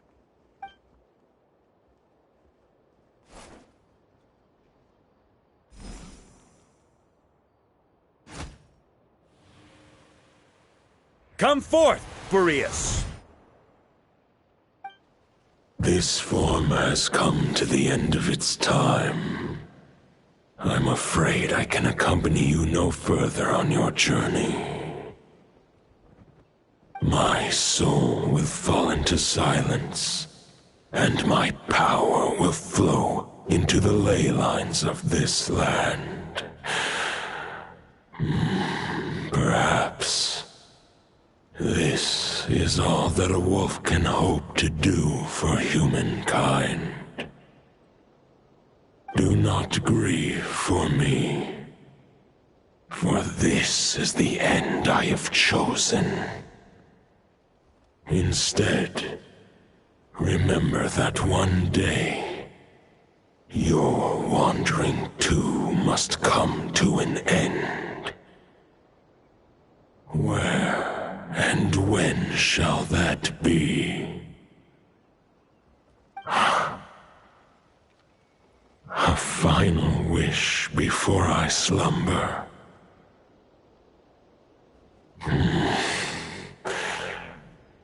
Sing me a song. That melody you so often hummed in the taverns.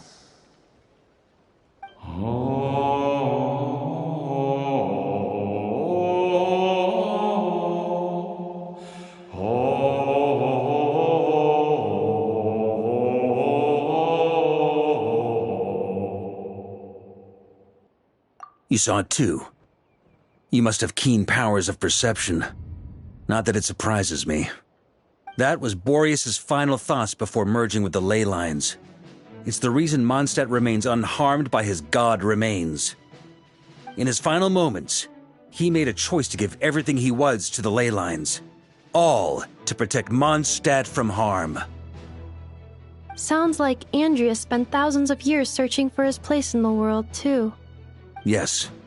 And now our task is to return the answer he found, the decision he made, to Andrias' heart. Only then can he break free from the corruption and control of the Abyss and make that decision once more.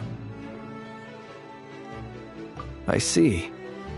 I would say that planting thoughts inside the mind of a god sounds a little far-fetched, but since it was his own wish to begin with, it sounds feasible to me. Wait, we already have a perfect solution? Then why are we even having this meeting? Let's go do this thing! Ha ha ha. If only it were that simple. Unfortunately, this one thought alone is unlikely to be powerful enough to break through the Abyss's control and reach Andrias' heart. We need to find a way to make the thought within this sword stronger and more resilient. For now, Boreas needs all his remaining strength to fight against the abyssal corruption to Mondstadt's ley lines. He can't afford to send us any more of his power. However, since his form was unstable during his journey with the first night of Boreas, many wolf spirit fragments were left behind along the way. If we can collect those fragments, we can use them to strengthen the decision to merge with the ley lines. So we need to retrace his steps and look for random fragments? But they could be anywhere between Nod Krai and Mondstat. It'll be like looking for a needle in a haystack. You don't need to worry about that. There's a few fragments left to gather in Nod Krai, but apart from that, most of them are already inside this sword. I've been collecting them during the whole expedition. Huh? Wait, really? I mean, it's an expedition, not a stroll in the park. Each step of the way, we've been hard at work planning for every possible contingency. Not just the wild hunt in the Abyss, but ancient gods remaining in Nod Krai. Sounds like this plan was a long time in the making. It's almost as if you foresaw the future. As a matter of fact, I did. I caught a glimpse of fate's reflection. But I can't take credit for it. It was all thanks to the help of a few friends. Still, all I foresaw was that an abyssal calamity was brewing in the north. Had I known more, we could have saved a lot of energy. Instead, we've had to make best guesses, prepare for every possible scenario. If all that preparation went to waste, all the better for it. But anything that proved useful, we knew we'd be grateful for down the line. Sure is. Just one crucial step remains. We need to gather the last few wolf spirit fragments scattered around Nod Krai, and use them to make the thought within this sword as strong as it can possibly be. According to what Boreas told me before we left Mondstat, his form was at its most unstable at the beginning of his journey. That means the fragments here should be the most powerful ones. But of course, we've been tied up fighting battles since the day we set foot in Nod Krai. First with the Wild Hunt, then with the Doctor. So, it wasn't until recently that we were finally able to confirm the status of the Wolf Spirit fragments. We now know there are 3 left to find. Okay, so 3 more mini expeditions to go. I managed to gather 1 fragment before Roland reappeared. I also have a confirmed location for the second, which I'll take care of in short order. As for the 3rd fragment, we've identified a general search area to focus on, but we'll need all hands on deck to pinpoint the exact location. The final snag is that since our foe is a replica of Roland, he too will be aware of Andrias' history. He's sure to try and sabotage our plans by any means at his disposal. So everyone needs to bring their A-game. With our foe being from Mondstat, it's our duty as Mondstatters to defeat him. And since the Wild Hunt is involved, the Lightkeepers will provide their full support. The Clink Clink Crumbkake craft shop will also help in any way we can. So what do they need me here for? Wait, I think maybe I signed a contract at some point. Didn't exactly scrutinize it, though. I mean, who actually reads those things anyway, right? Ah, great. Knew I could count on you all. Lastly, our friend from the Curatorium of Secrets will provide intel and relay battlefield communications. Looking at you, Yehoda. So, you'll be darting back and forth across the battlefield, dodging the wild hunt and the shadow of an ancient god. I'm impressed by your courage, Miss Yehoda. Rating for Yehoda updated. Higher quality ingredients will be used to prepare your future meals. Darn it! I should have known this payday wouldn't come that easy. I'll deal with the second wolf spirit fragment, which we already know the location of. The moment you make any progress with Fragment 3, be sure to give me an update. Traveler, could you join me in retrieving Fragment 2? I have a feeling that your unique constitution might come in handy. All right, time is of the essence. Let's move out, people. Dismissed!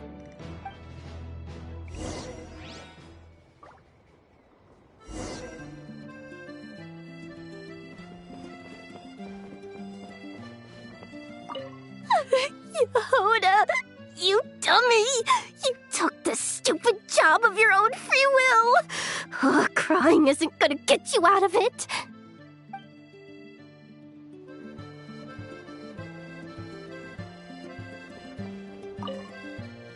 Remnant fragments of an ancient god. Thoughts stored inside a blade. Maybe I'm overthinking this, but I suspect there is more to Mr. Varka's plan than what he's revealed to us so far. Then again, the enemy can harness the Wild Hunt to spy on us wherever we go. As our commander, I'm sure he has his reasons for choosing not to tell us everything.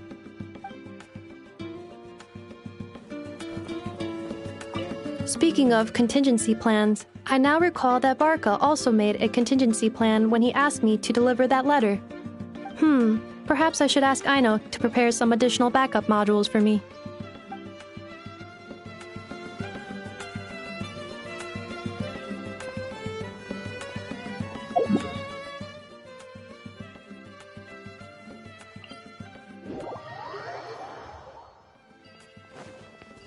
Didn't you say Fragment 2 was supposed to be right here? Where the heck is it? Seems like we've run into a slight hindrance. Can I leave this to you, Honorary Knight?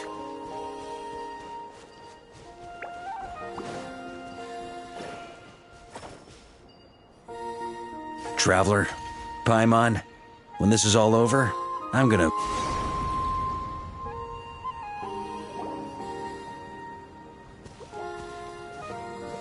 Is this what we're looking for?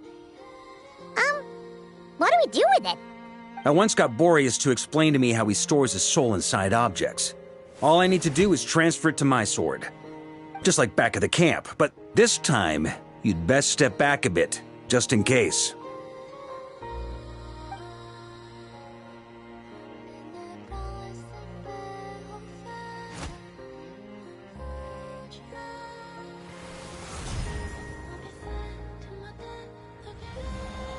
So, you're saying you don't know how to love people, and you don't understand human love either.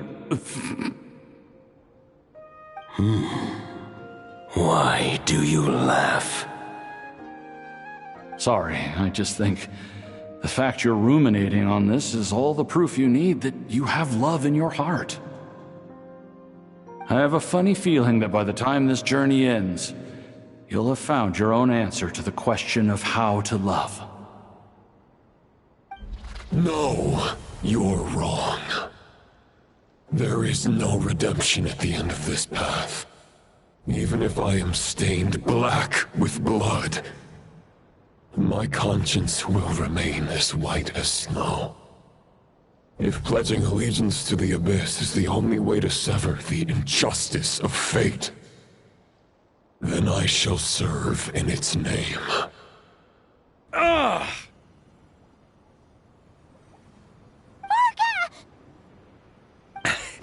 Oh, sure enough, this place has been corrupted by Roland's will. Whew. I'm fine. I was prepared for this. It wasn't enough to pose a serious threat. We got here just in time. The fragment hasn't been fully corrupted yet. Assuming we can undo the damage, It should still be usable. Purifying the abyssal corruption would definitely be a safe approach. But that's not the only reason I wanted you to come. Could you try reversing the corruption? Not purifying it, exactly, but separating out the Roland part from the wolf spirit. So, keep the Roland part intact as well as the wolf spirit part? Why would you want to do that? Firstly, to test whether it's possible. And secondly, to view Roland's memories. As they say, know thyself, know thy enemy. Understanding our foe is our surest path to defeating him. Let me think. How is it explained to me? Ah, yes.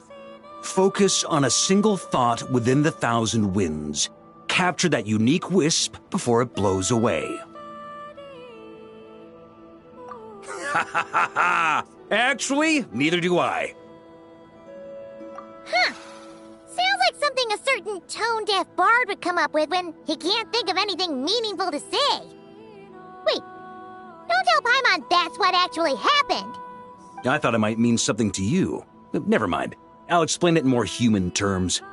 Traveler, when you were in Natland, you went fishing for ancient names, correct? If I'm not mistaken, the Night Kingdom was like a river flowing with concepts, and you were trying to capture the concept belonging to a particular ancient name. I'm thinking the same basic principles should apply here. Okay, but back then, we had a bow and a net. This time, we don't have anything at all. This wolf spirit fragment is like a puddle compared to the Night Kingdom. No need for a boat. As for a net, this is what I've heard. Thoughts and emotions are like interwoven threads. They can create a net, or they can create a rope. They can separate love from hatred, and they can bind objects and events together. Thought is the anchor for a being's existence, through which emotions are drawn forth.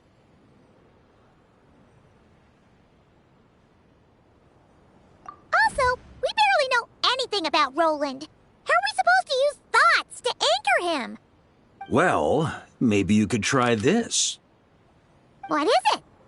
It looks old and tattered.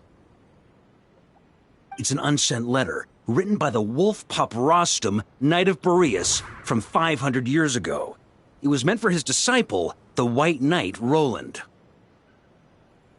After Rostam lost his life in the Abyssal Calamity, Roland left Mondstat to wander to Vat. Grandmaster Arundelen had wanted to deliver this letter to him. But trying to track Roland down was like chasing a shadow. He never did find him. And so this letter has been sitting at the Knights of Favonius headquarters ever since. Quite the antique, then. But how exactly is it supposed to anchor Roland? Yeah, I'm honestly not sure. Hey, what happened to Mr. Plans for every contingency? You're just making this up as you go along. What can I say? Some people like to wait till they've got all their ducks in a row before taking the first step, but I prefer to dive on in and plan as I go. I've been doing it that way for the whole expedition. But anyway, don't they say that poetry and letters were humanity's earliest means of expressing their thoughts? Can't hurt to give it a try, surely.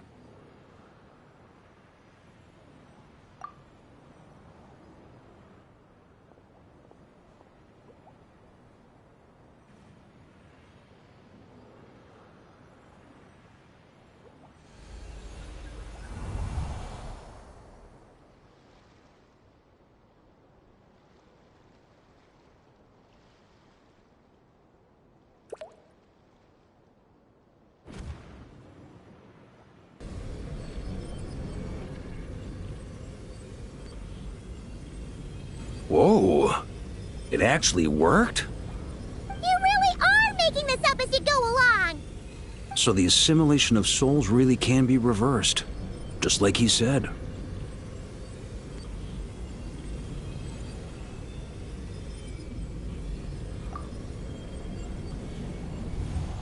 If what you say is true, the monsters I've slain, the justice I have sought to uphold,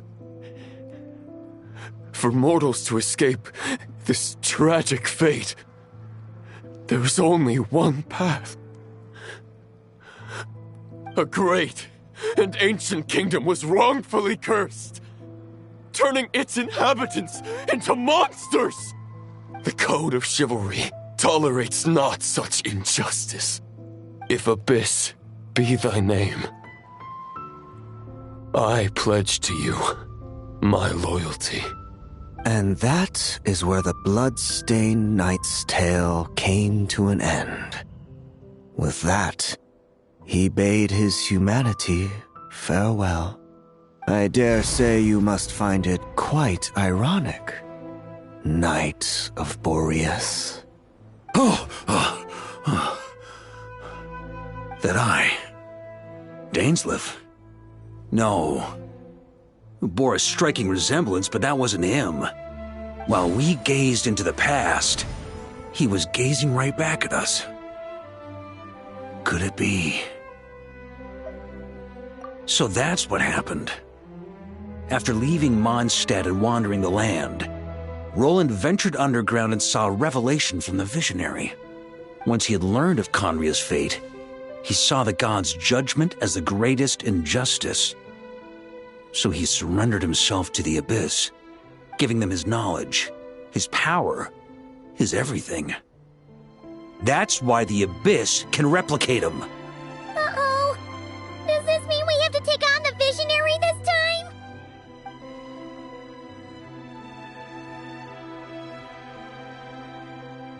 I'm inclined to agree. If our enemy could see the future, both the Wild Hunt and Roland would be acting with far more lethal precision.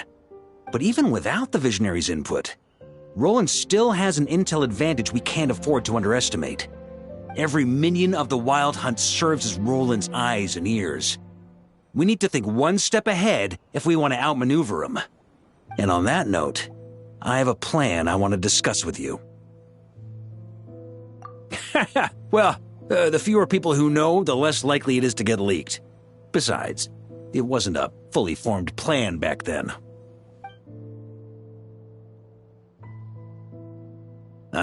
That about covers it. Sorry to ask so much of you again. No plan is free of risks. At least this one actually gives us a shot at fully eliminating the danger posed by this ancient god. Surely that's got to make the risk worth taking. If I fail, Anselm and Albedo can take the reins. Not to mention we still have Jean and Mondstat. Oh, there has to be another way! Like a backup plan? If only there were. But I don't think our enemy will give us enough time to find one. Hey! Are you guys done here yet? Ah, Yehoda! Yes, we've successfully retrieved the Wolf Spirit fragment here. Any progress with Fragment 3? Nope. It's a total disaster! More Wild Hunt monsters than I've seen in my whole life! We need backup urgently! Come quick! Come on, we're out of time. You'll just have to trust me on this one. What can I say? I'm not the Grand Master for nothing. I'm counting on you, Honorary Knight.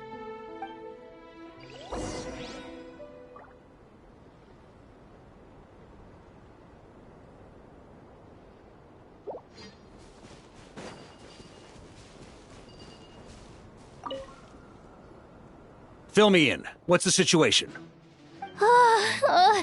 We ran into resistance almost as soon as we set off. Albedo said we should split into 2 teams and continue searching while he and the others kept the Wild Hunt occupied. Good call. Locating the Wolf Spirit fragment is our key objective. I would have made the same decision. Well, it seems the enemy figured as much too. Now, both search teams are in big trouble. Oh, I brought a map. This should make things clearer. Before we ran into trouble, this is the search area we decided on. The 2 teams are holed up here and here. They should have a clear idea of the fragment's location by now. But the Wild Hunt is stopping them from relaying messages back, right? Do we have any more troops available to provide backup? We can't spare troops from any of the fronts right now. That just leaves us with, The logistics company is standing by. Hanefa! Designated drop point reached. Initiating situation report. The logistics company was assisting Aino with the production of the strategic reserve. But after learning of the situation on the front line, they requested to be dispatched immediately. They are currently nearby awaiting orders. Amazing. Just in the nick of time. Hey, seeing as you can fly and all, shouldn't you be the one out here delivering messages? I regret to say that without the workshop's catapult, and with my short-distance propulsion module on cooldown, I will only be able to return to the battlefield after another 5 minutes. Please, keep up the good work, Yehoda. The logistics company has very limited provisions, only enough for a single battle. Which team should they support? Both.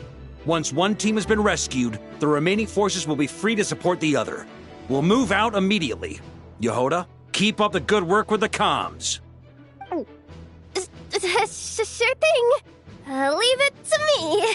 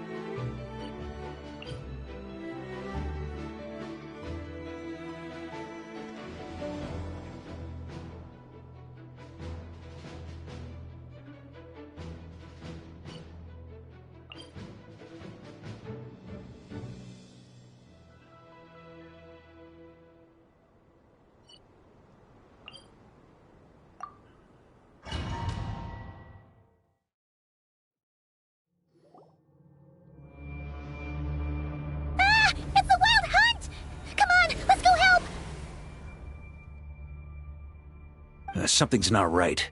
The Wild Hunt's offensive doesn't seem to be getting any weaker as the battle goes on. Are they getting reinforcements from somewhere? Don't get dragged into the enemy's rhythm. Logistics company, scout out the area. Look for terrain we can use to our advantage. Yes, sir!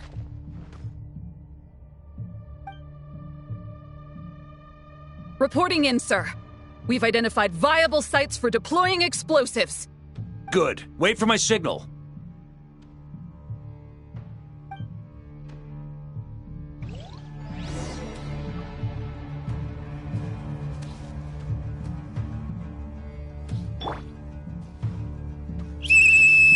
Logistics company, deploy!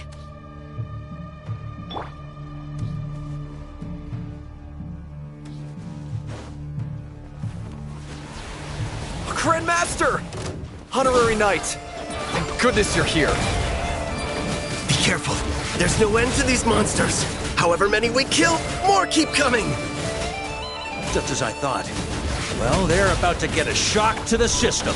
We'll wipe them out faster than they can replenish their numbers. We just have to hold on until the logistics company is ready.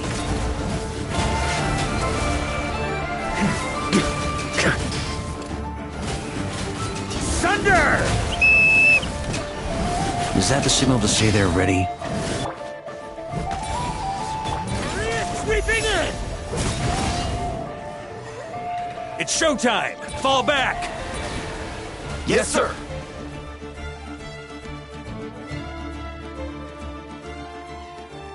Ready? Fire!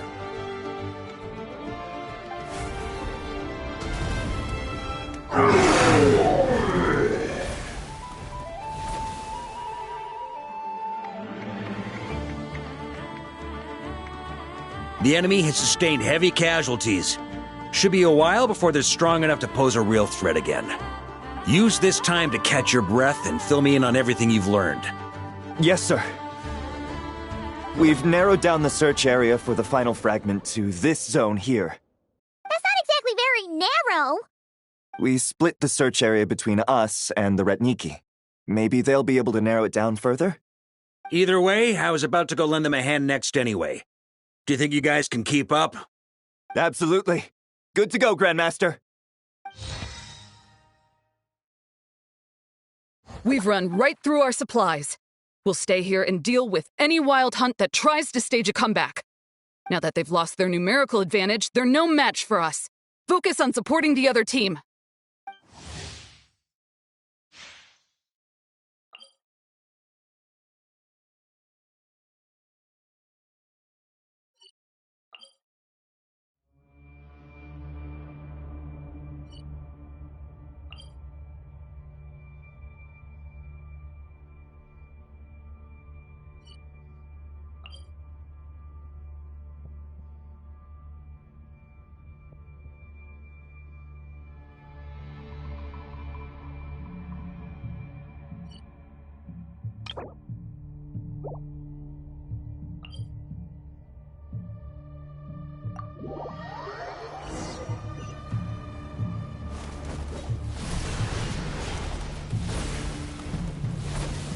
Ugh, looks like the same situation here. They just keep coming, wave after wave. Reinforcements. Hey, you keep them busy while we work on getting rid of this god-awful mist. Understood. Everyone got that? It's up to us to hold them off. Yes, sir!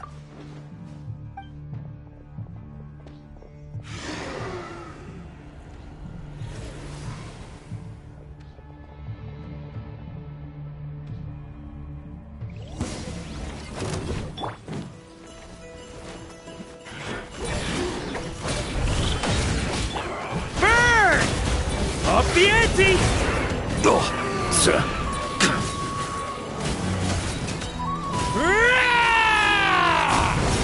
On me! Got a bit too cocky. Burn! Sunder!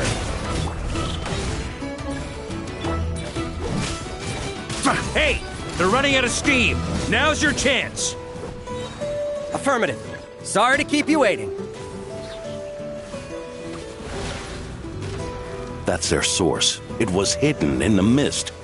If we destroy that, the Wild Hunt won't be able to summon any more reinforcements.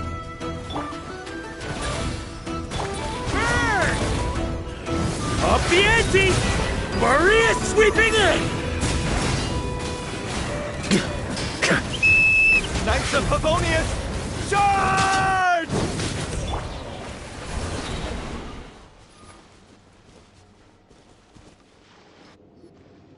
Ooh, I'm glad that's finally over. Brave Knights, on behalf of the Lightkeepers, I thank you for your assistance. There's no need to be so formal. When it comes to the Abyss, we're all in this together. Now, please tell me everything you've learned. Very well. We've narrowed down the search area for the final fragment to this zone here. Yes! Now it feels like we're finally closing in on our target. I'll say. We're sure to face fierce resistance from the Wild Hunt, though. Is everyone willing to keep fighting with us? It would be our pleasure, Mr. Varka. Much obliged. All right, the target is just up ahead. Move out!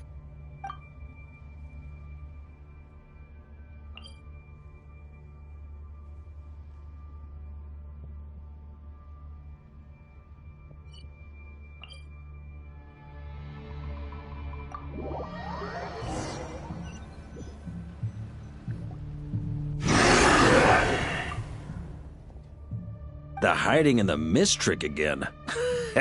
These guys must be easily amused. You all know the drill. The Knights of Favonius will engage the enemy while the Lightkeepers dispel the mist.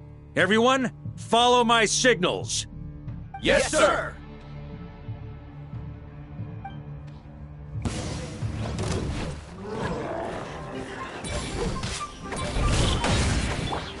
Burn! Charge! Lightkeepers, prepare to dispel the mist. Thunder! Knights of Favonius, charge! Burn! Boreas sweeping in! Up the ante!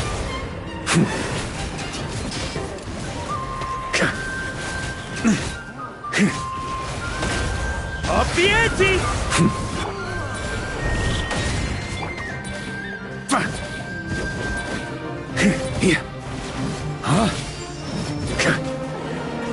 Charge! Time to counterattack!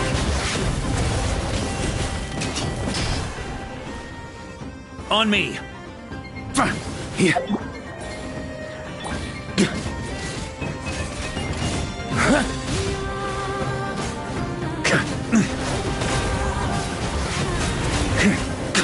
On me. Maria sweeping in!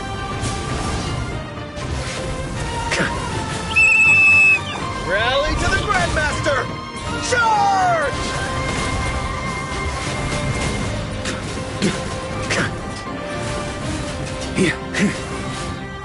Up the ante!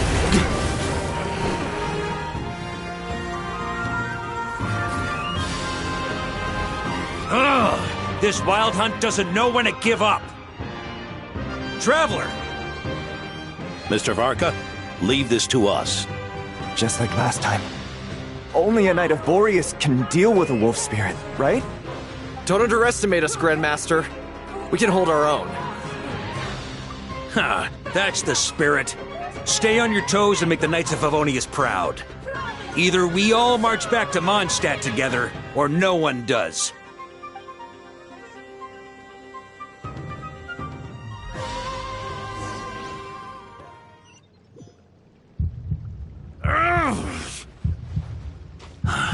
The final fragment is right there. Don't let me down.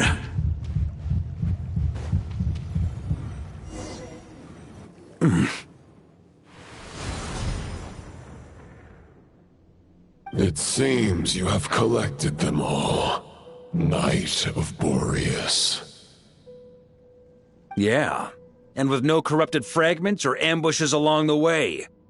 I have to commend your chivalry, Sir Roland. A true knight does not resort to underhanded tactics. Were this body not a false one created by the Wild Hunt, nor would I countenance those monsters to taint our duel with their presence. If you need a moment to rest, take it. Victory will be mine, regardless of whether the path to it is the one I would wish for. Save your breath.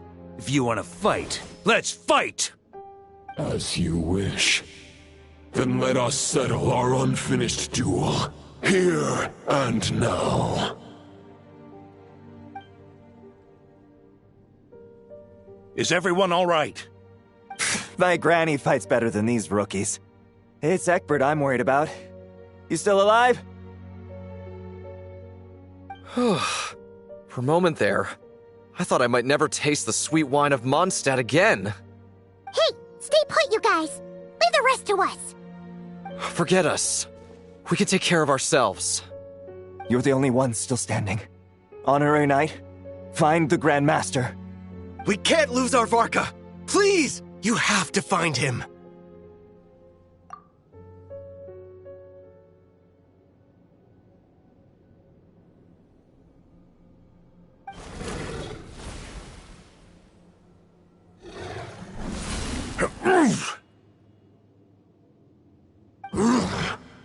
You're holding back, Knight of Boreas. I can tell you do not wish to strike me down. This duel does no justice to the way of chivalry. I wield the power of a god, while you dare not swing your sword with true intent. If you continue on this path, You will die. Your plan is doomed to fail. How can a helpless lamb hope to tame the heart of a wolf when the wolf has seen through the lamb's plan? Ha ha ha! You're on to me already, huh? Andreas's question, Boreas's answer, the means to bear a soul. I knew it all 500 years ago.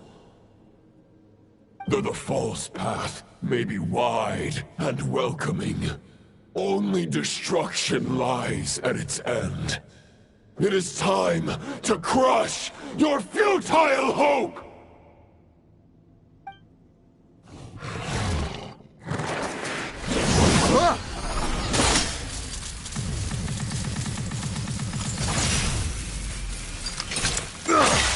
It's over. Your sword lies shattered. The wolf spirit and the thoughts you blindly placed your faith in have nowhere left to dwell.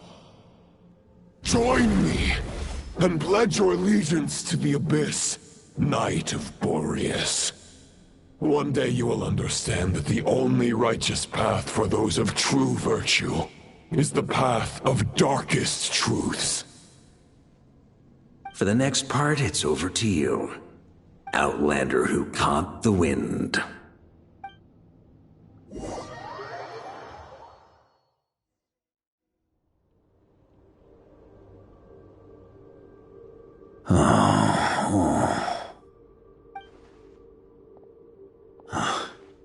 The sword is unbroken, but I can't sense the wolf spirit. Looks like I'm no longer in reality. This must be a space built from the entangled consciousnesses of Boreas and Roland. There's no way back. And all that lies ahead is the wolf's maw. Ha! Guess the only way is through.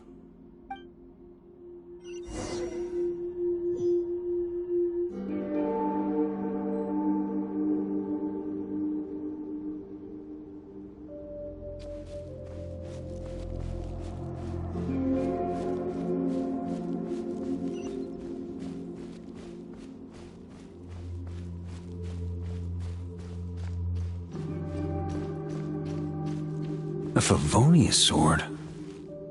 Who left this here?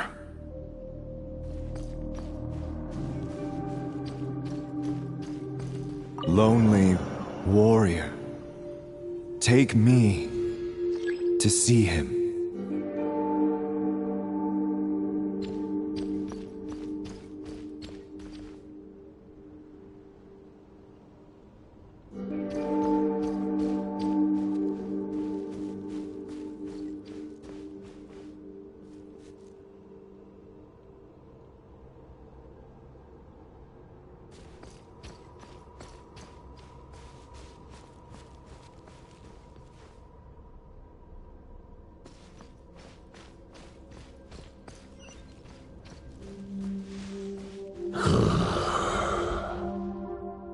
No matter the epoch, the world is awash with corruption and injustice.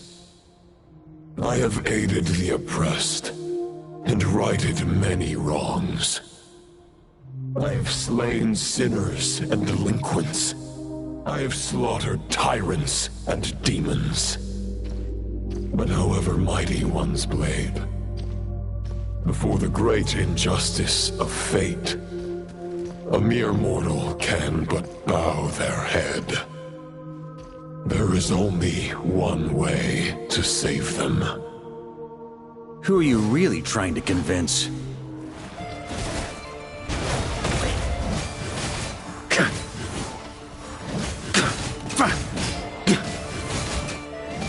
Huh?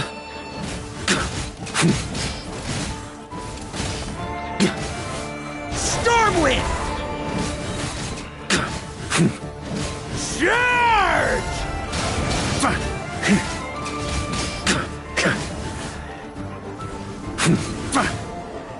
Stormwind!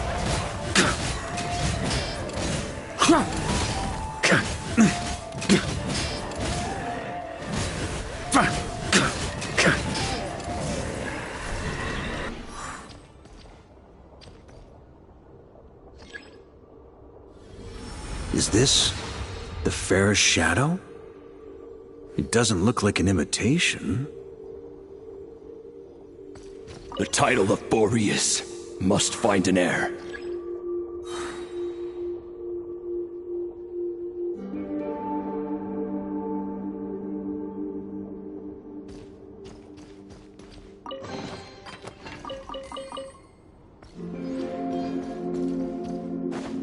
Ooh.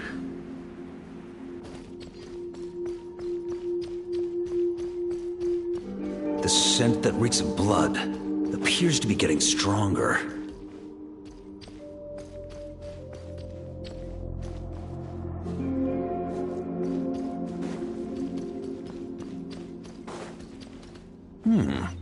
Looks like I can just jump right over these obstacles.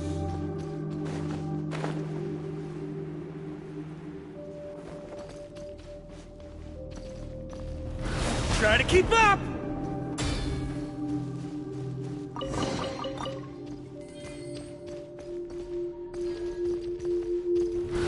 Ah!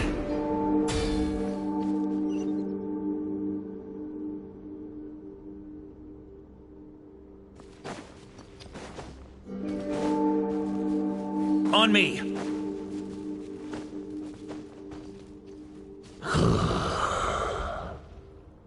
No matter the epoch, the world is awash with corruption and injustice. Even the most fearless hero cannot fight what fate has ordained. And even the holiest god cannot escape the shackles that bind them.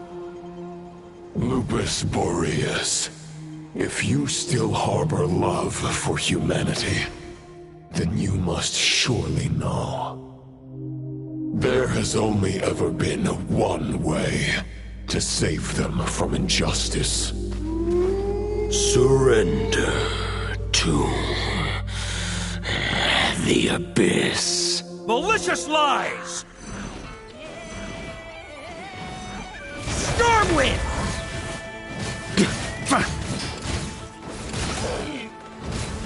Boreas sweeping in!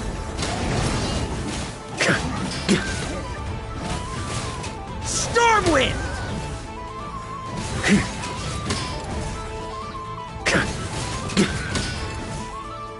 Charge! On me! Stormwind!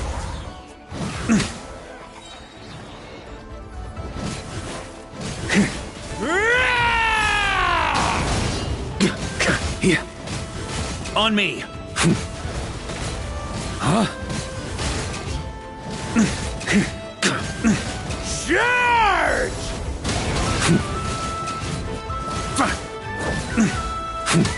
Stormwind!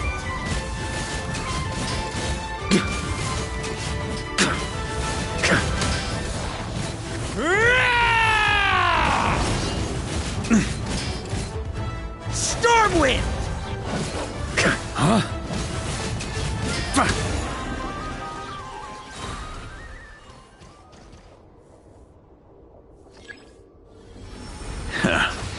My old friend. This is not where your path ends. You must continue on.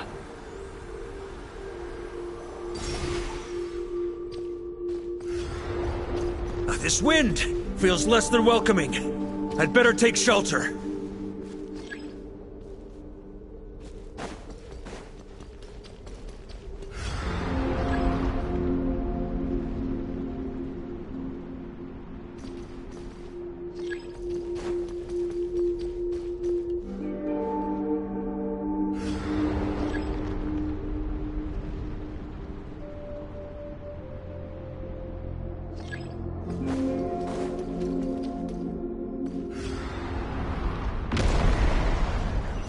Here. On me. Ah! I can't hide from it! You must deliver it.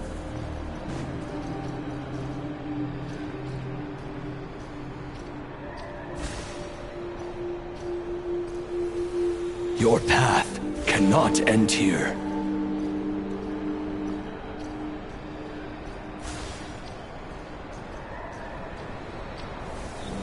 You draw near to the heart of the wolf.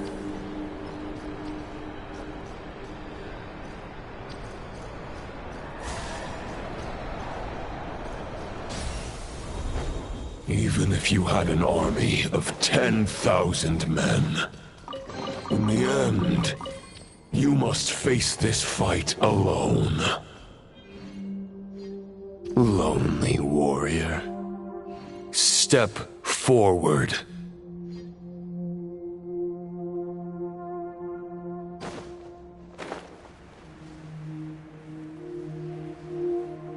Huh?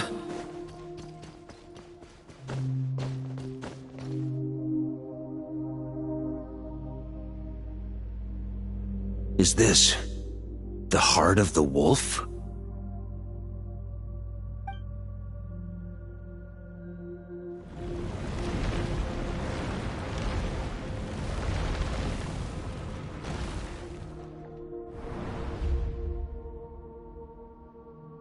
Roland!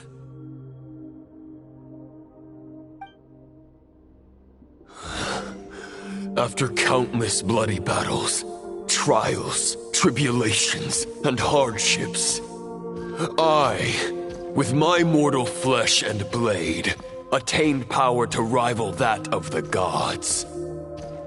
But you know better than I that a mortal's prime is fleeting.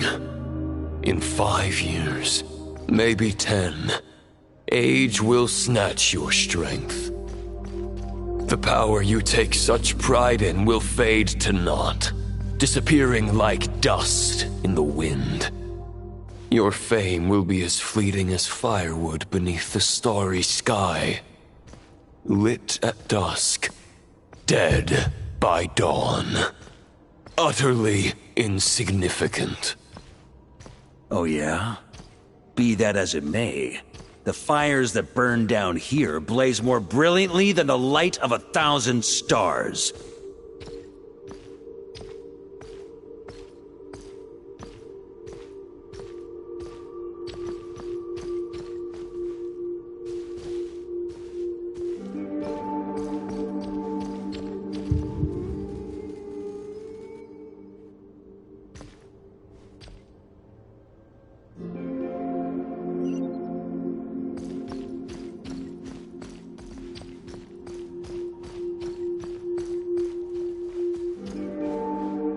They blaze for but a moment. 100 years from now, your earthly flame will be long snuffed out. And those you once illuminated will be left cowering in the cold and empty night. Ha! No. They'll remember me in 100 years, just as I remember all of you from centuries ago. That's the thing about firewood. From the embers of a dying flame, a new fire arises, burning bigger and brighter than ever before.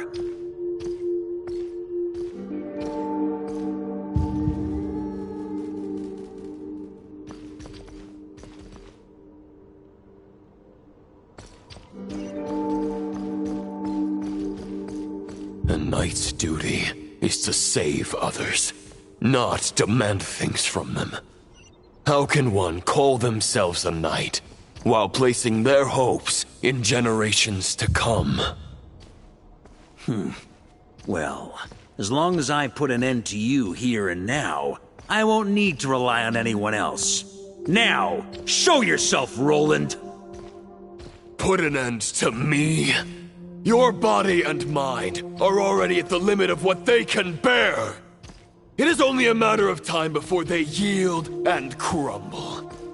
But if this is your final request...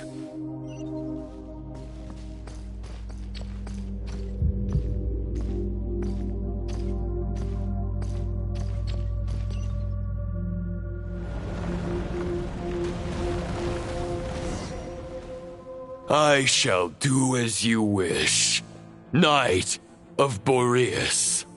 Huh. You're not quite how I imagined you. You don't seem half as crazed as the memories contained in the wolf spirit. Not once have I strayed from the righteous path. But when I look at you, I do not see a hero capable of slaying dragons. Just a lost soul who has wandered far too long. A shadow of the knight you once were. I guess we have that much in common. Neither of us are at our peak. The Rayhir of Solnari's forces have been defeated, and the Roland you see is but an imperfect image cast by the Abyss. I wield the power that Roland did at his peak, but my heart and mind remain frozen in that blood-stained moment. Therefore, I, in my current form, am flawed stagnation. After redeeming you from injustice and guiding your surrender to the Abyss, I shall rectify myself and continue to follow the knightly path. Huh. The world out there can bear no more of your torment. Your obsession, clearly, remains exactly as I had imagined.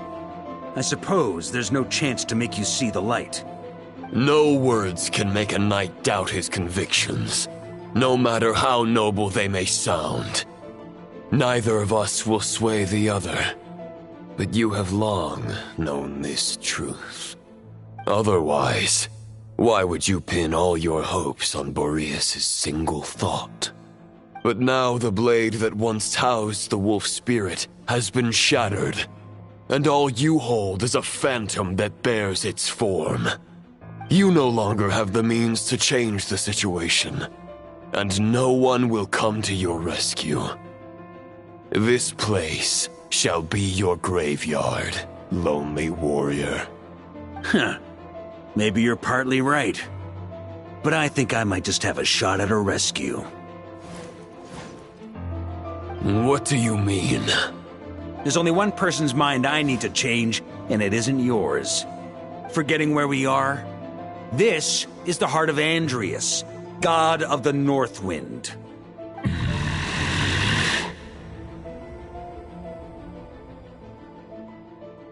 Andreas! Can you hear me? Wake up! You are the great god of the North Wind! How long will you allow yourself to suffer the domination of the Abyss? If this is your final gambit, I am most disappointed, Knight of Boreas. Grand displays of heartfelt wishes cannot summon miracles. This world shows no such mercy to its inhabitants.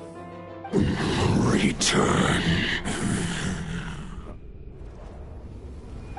Return to the ley lines.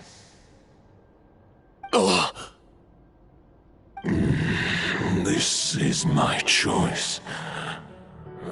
My memory. Is this the answer that I found at my journey's end?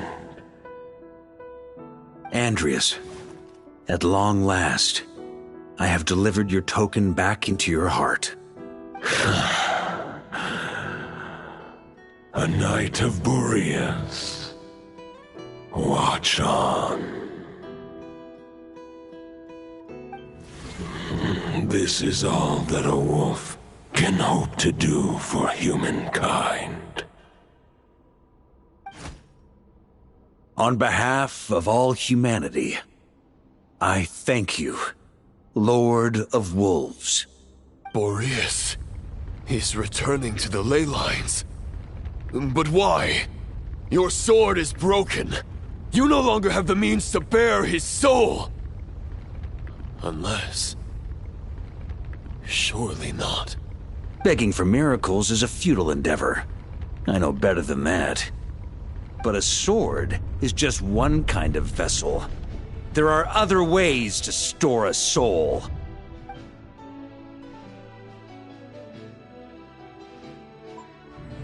The Dominator of Wolves once bestowed the power of his soul upon his pack, strengthening their hearts and sharpening their claws and fangs.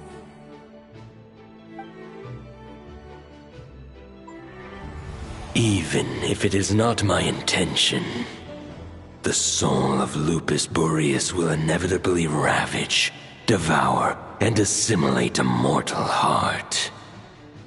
As if human and wolf were being forcefully merged into one being.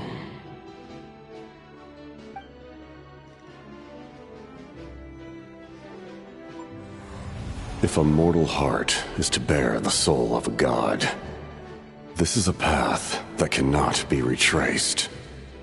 Yet, I shall not dissuade a knight from embarking on the quest of his own choosing. Your heart, your soul, they are collapsing. Now I see. You were wondering how a lamb could tame the heart of a wolf, isn't that right? Here's my answer. You get the wolf to swallow the heart. The wolf spirit within the sword was merely a decoy. The true thoughts and memories were carried within your heart.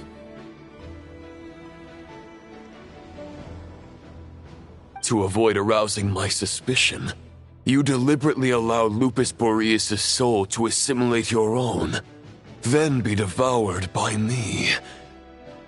But how did you have the strength to fight while bearing such a great burden? Compared to Lupus Boreas' decision, my sacrifice is nothing. You have a stubborn will and employed an exceptional strategy. But this is not the way a true knight fights. The choice you have made is a flawed one. Your soul is now merged with that of Andreas. When he fully joins the ley lines, you too will fall. Neither Barbados nor the Traveler will be able to anchor your soul from within the ley lines, let alone rescue you. You have lost. And so have I. Regrettably, I can no longer offer you salvation. May your soul rest in peace with Boreas, lonely warrior. Haha! Lonely? Sorry to disappoint you, but as much as it sounded like the perfect ending for both of us to return to the ley lines together, the fact is that unlike the true Roland of the past, I still have fine wine and good friends to get back to. They're looking forward to my triumphant return. I'm not ready to accept my fate just yet. Ding dong! You've got mail!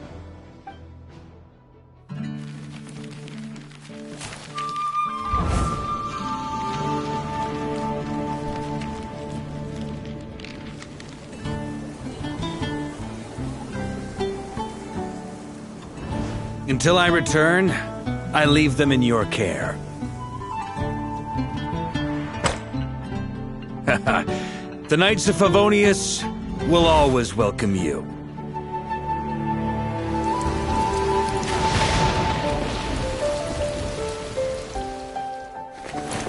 Come on, to Mondstat! Dear Grandmaster. To Varka. To Varka. Family. No pig call.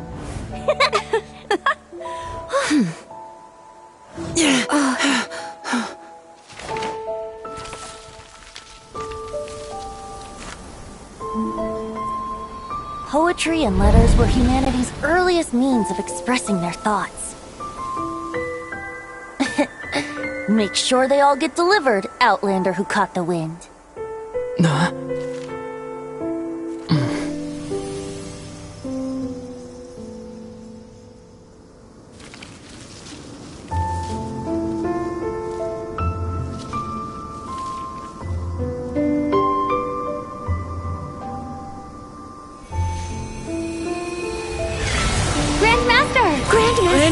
Grandmaster! Master. Varka.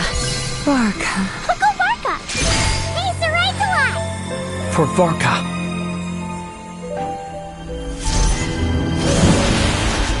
The thoughts of others anchor you, reversing the assimilation. Using your connections, relying on outside help. This is not the way of a knight. The abyss can sustain me no longer. But now, countless souls who died unjustly will emerge to prevent your return. If you believe in your path, then grant them release. Carve your way out through bloodshed.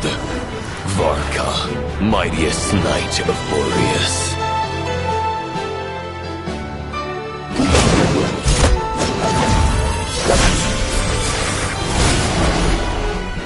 This is how it ends. Throw the plan out of the window. Fight my way to victory.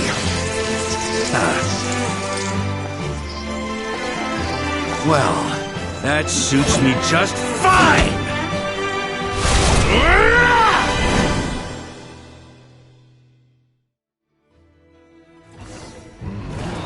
A knight is always true to their word. So please, keep your promise and return victorious. You are not alone. Right back at you, Varka.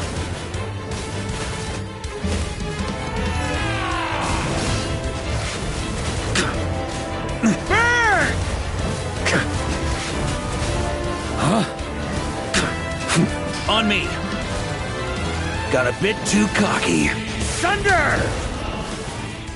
The north wind blows southward. May it guide you on your journey home.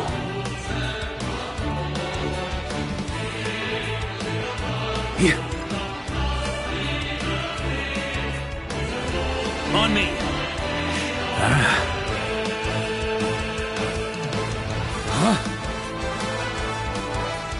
On me. Leave it all to me! That's nothing.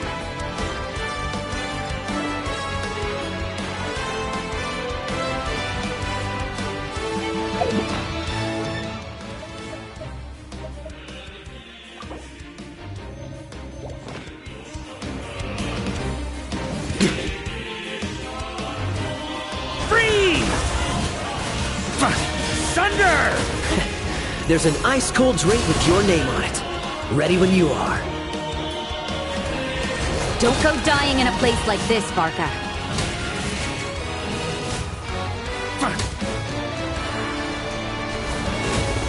Thunder!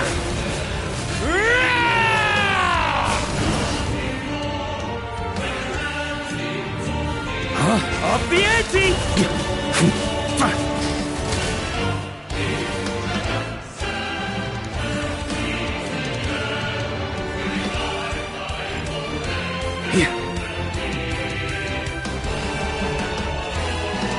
On me.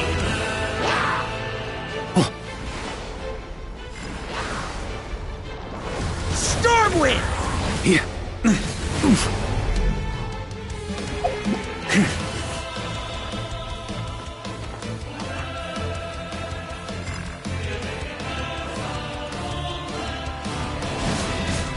Boreas sweeping in!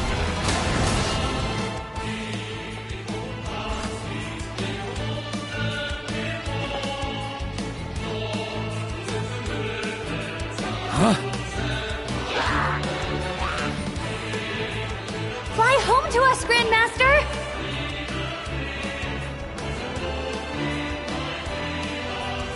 Ooh. Here, on me. Spread your wings and soar toward a new dawn. Fate's chosen Lupaka.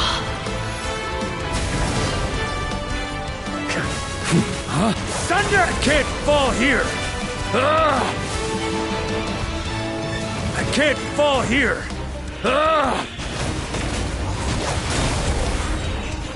Maria sweeping in! Thunder!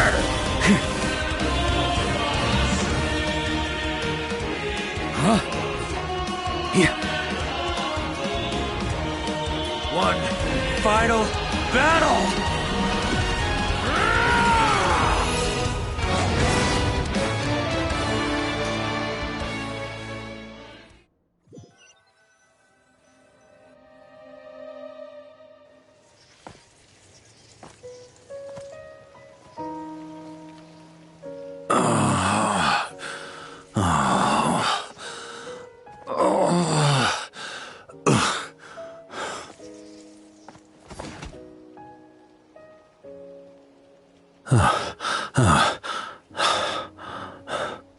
Walk forward and do not look back.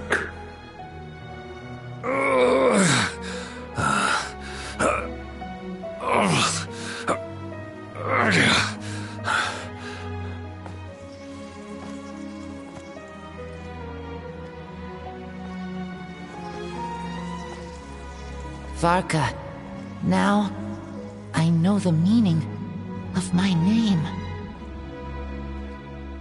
After the lengths you've made everyone go for you, you'd better make sure to thank us all properly when you get back. You know, I have a lot of things to update you on, but they can wait until you're back.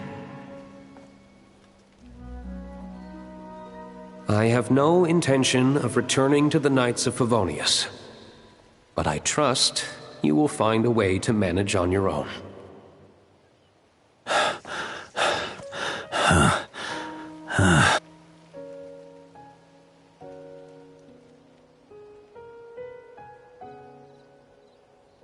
Grandmaster, we're all waiting for you.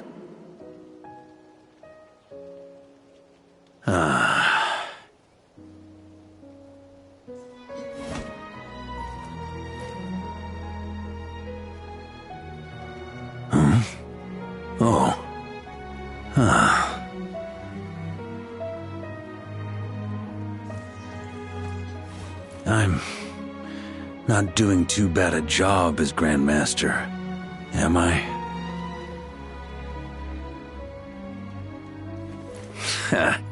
I'll take that silence as your approval.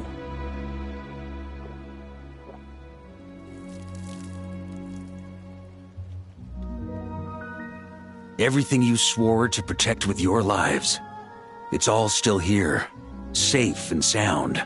The Knights of Favonius, Mondstat, and the oath sworn by every knight. I'll protect them all with my life. And so, I'll deliver that letter on your behalf.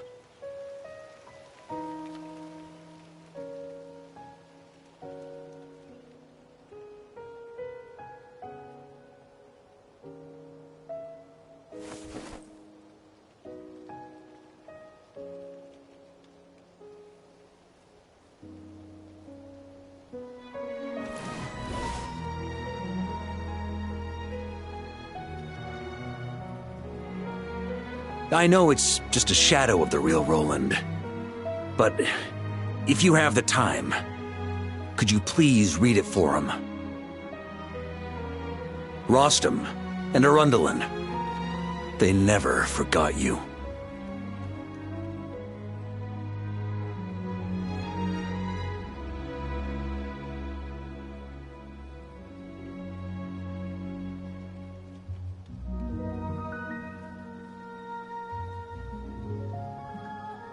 Phew. This has been one long expedition.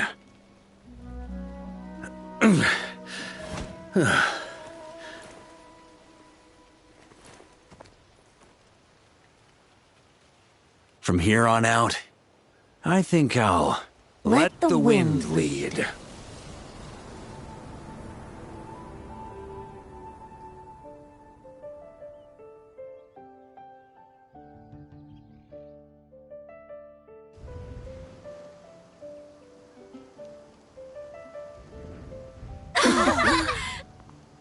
Hey everyone, it's been a mighty long time. I'm thrilled to see you all again.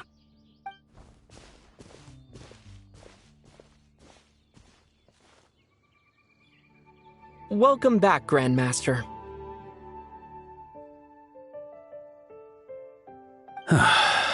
Yeah, I'm home.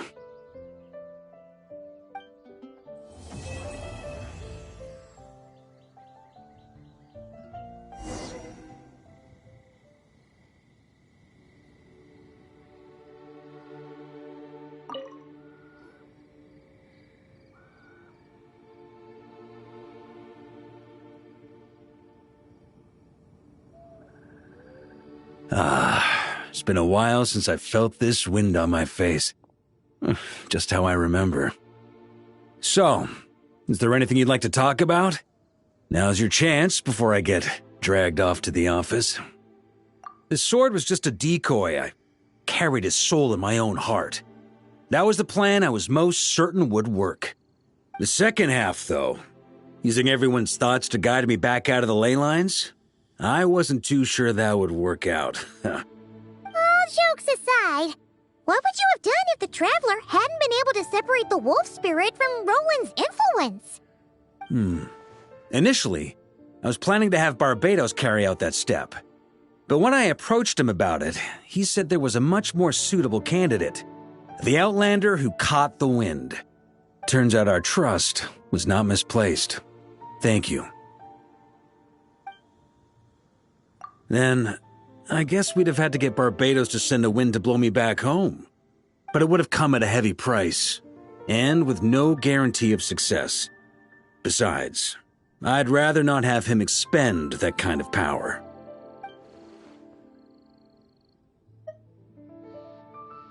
It's a good question. A glass of the finest dandelion wine, perhaps? No doubt I'd have to pay for it with a secret stash of cash in my office. You're dreaming if you think it would have come that cheap. It's been a while since I felt this wind on my face. Just how I remember. So, is there anything you'd like to talk about? Now's your chance before I get dragged off to the office. Well, with the shadow of Roland vanquished, the Wild Hunt won't be able to consolidate their forces for the foreseeable future. A few knights will remain on rotation at the Nod Krai stronghold, but everyone else will be sent home in waves. Albedo and Duran will come back with the first wave, so you should have the chance to see them again soon. It's been a while since I felt this wind on my face. My future. You may already have learned of this from Barbatos or the Hexen Circle, but I glimpsed a reflection of the future in Barbarloth's scryglass. Correct. Although, as things stand now, I believe we may have changed the course of the future, thanks in no small part to you. Still, after I've tied up some loose ends with the Knights of Favonius, I'll need to make another trip back north. There's still a lot of work to be done at the Nod Krai stronghold. Besides, the first group of knights who volunteered to stay there have yet to be relieved of their duty. How could I simply abandon them? How noble. But be honest, your main reason for going back to Nod Krai is so you can dump all your work here on Jean again, isn't it? Wait, seriously?